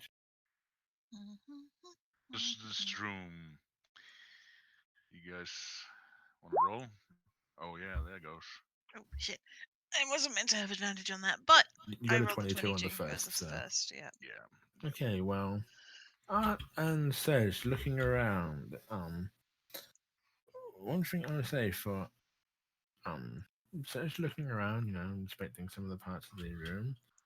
One thing you notice is that concealed in the cistern, which has a few pipes coming out of the wall, sort of above it, when you can see some water sort of slowly draining into the cistern. You see there's a couple of cisterns down beneath the water, and concealed sort of hanging from one of these just a bit below the surface. You see what looks to be some form of leather sack concealed below the surface of the water. Some sort of what? Sorry. Leather satchel, a bag. How far down? I mean the water. Looking at it's about 10 feet deep, and the rim of it is 2 feet high. So it goes down about 8 feet below the floor that you're standing. The satchel itself looks like it's only about 2-3 feet down. So if you wanted to, you could just sort of lean over and shove your head under and grab it. Yeah, I'll do that. Okay. Drag it up with me.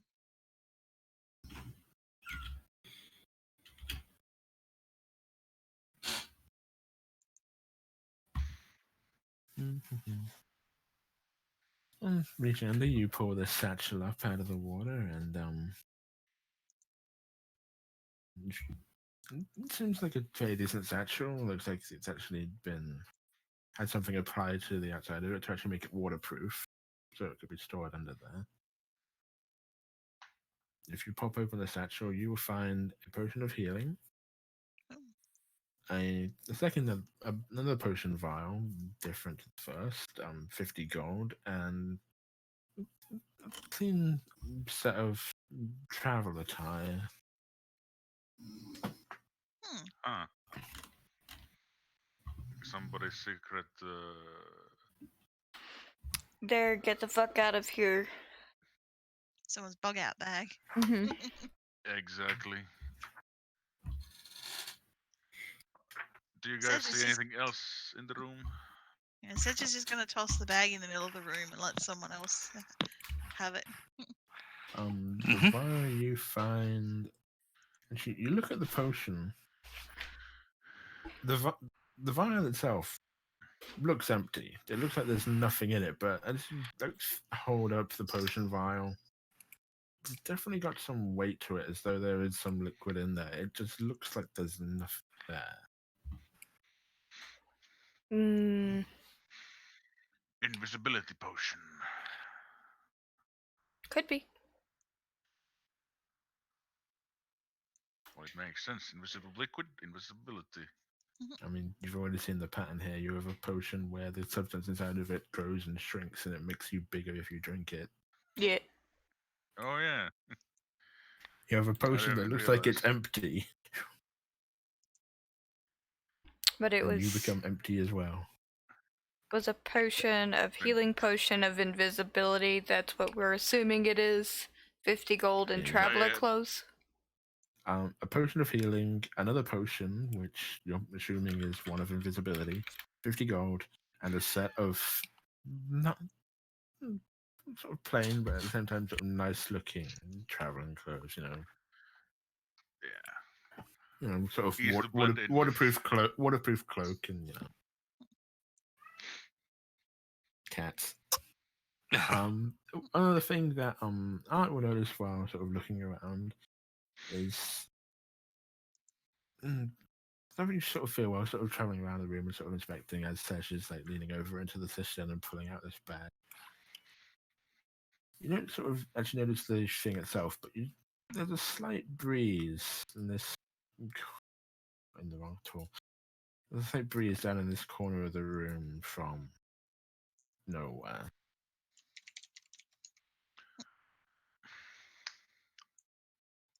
How could this be? How could this happen to me? I made a mistake. It'd help if I wasn't muted. Indeed. It Yes, is. It would help greatly. But Art was going to... Because she's not the most perceptive. She knows that. She might miss it. She knows that something's there. Someone with better eyesight might. Maybe she needs glasses.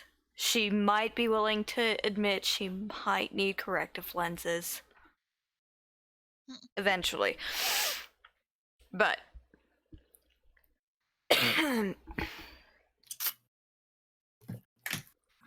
Art's going to motion. Ow, Cleo! That was the soft bit behind my knee. She got her claw in the soft bit under my knee. Because I wasn't giving her a treat. Bitch. You find like this crack along the southwest corner of the room where there's definitely some sort of draft coming through there. Says you're, leaning over the cistern, sort of head under the water. You've pulled the satchel out and started going through it, and then the people in the room will see this door open. Oh shit! Fuck!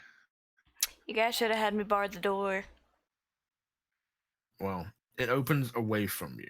So I just Should've imagine had we me bar bar the the door. door and then whoever's on the other side is just like, the fuck? it's like, okay, we're gonna go ahead. We'll put the immovable rod there, bar the door. First guy like pulls the door away from you, so it opens just fire, and then sees you, charges out, clotheslines himself on the rod. Yeah. That would be amazing. Or you just put it around ankle height, and they just come charging out and just Trip.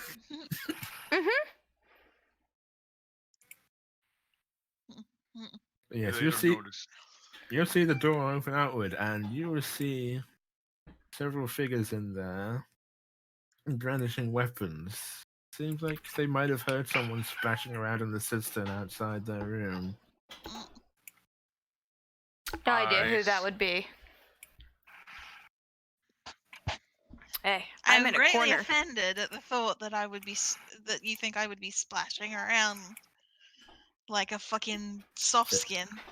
Like a fish. Fishy fish. Not one of you was trying to be quiet or stealthy, so You guys sent me first.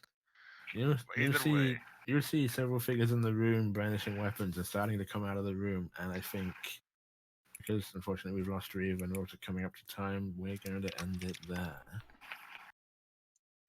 Alright. Alright. That's fair. Today's been awful for me. Everybody keeps running away. It's been awful for a lot of people. Just so many bad roll after bad roll after bad roll.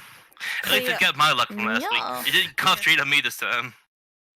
It's like everyone roll investigation 3, 7, 6, 4. Okay, how about everyone roll perception 11, 9, 7. Yeah, Alright, we At were least I got just... the You had 11.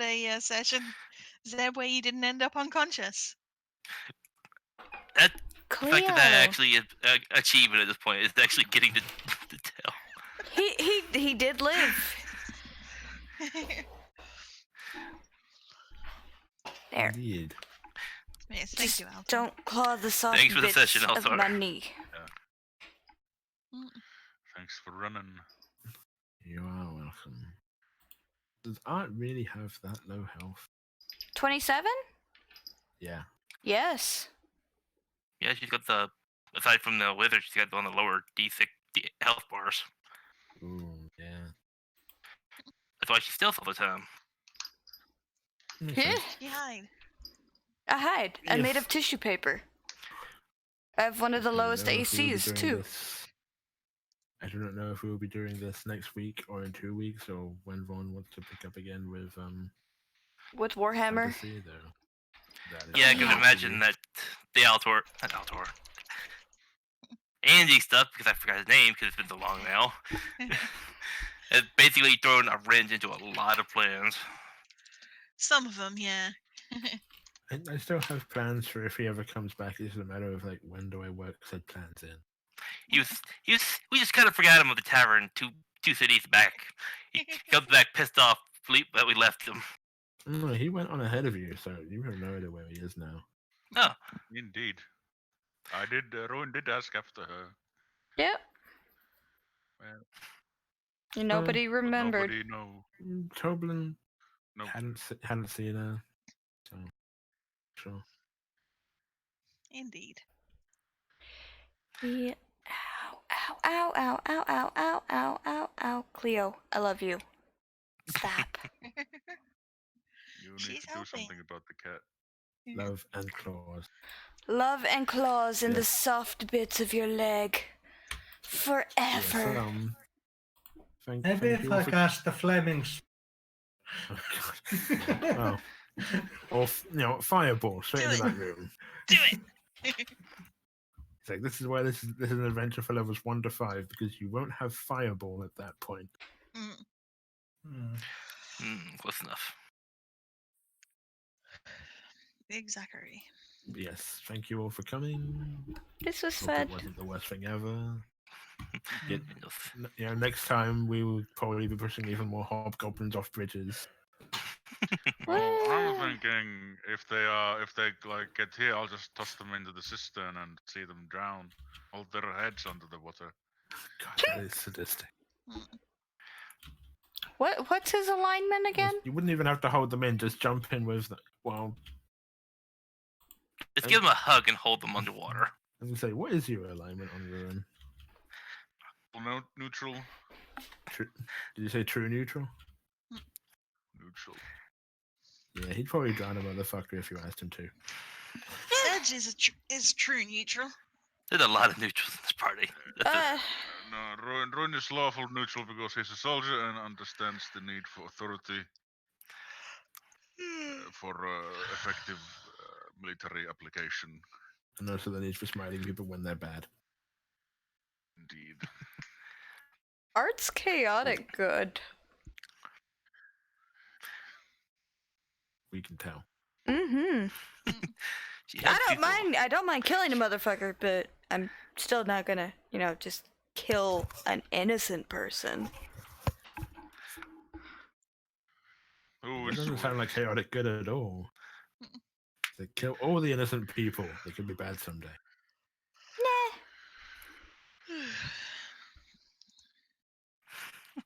Yes, we will pick up there next time, either in a week. Week or 2 weeks. How far are we from a level up? Can you spoil, or is it not something you want to do? You're somewhere between much and a lot. Someday I shall have my second spell levels. I should use it for very much might. I mean, basically, I'm not really counting XP numbers. I'm basically sort of, doing rough Putting estimations and letting you know when you level up. milestones. Yeah. Which is fine. Yeah. But if I wanted to call it, you're probably somewhere between a third and halfway, maybe. That's not too bad. Indeed. I shall see everyone I think tomorrow we're having a session, right? Yeah, Yep. tomorrow. Assuming Reeves' Reeves internet is back eventually. Yes. Oh, he's still not here. I thought he He's came not back. Yeah. Yeah, no, he did not make it. We should probably write to him what happened. Well, not a whole lot. After About to he get went, but bandit rushed. he's gonna get shot by a crossbow again. It will crit. It seems to be the common theme in this campaign that crossbows are amazing. They either never hit Mhm. or they roll 20 every time. Which, given that they're in the hands of NPCs, is probably the best thing for them. Ones and 20s. That's all. Nothing else on the die. Makes it easy to roll. Just have two numbers, 50-50. So I'm just gonna get myself a whole bunch of D20 die and just paint over all the numbers on the sides to either be 1s or 20s. I have to be slightly fair to the players though. She's gonna have 11 1s and 9 20s.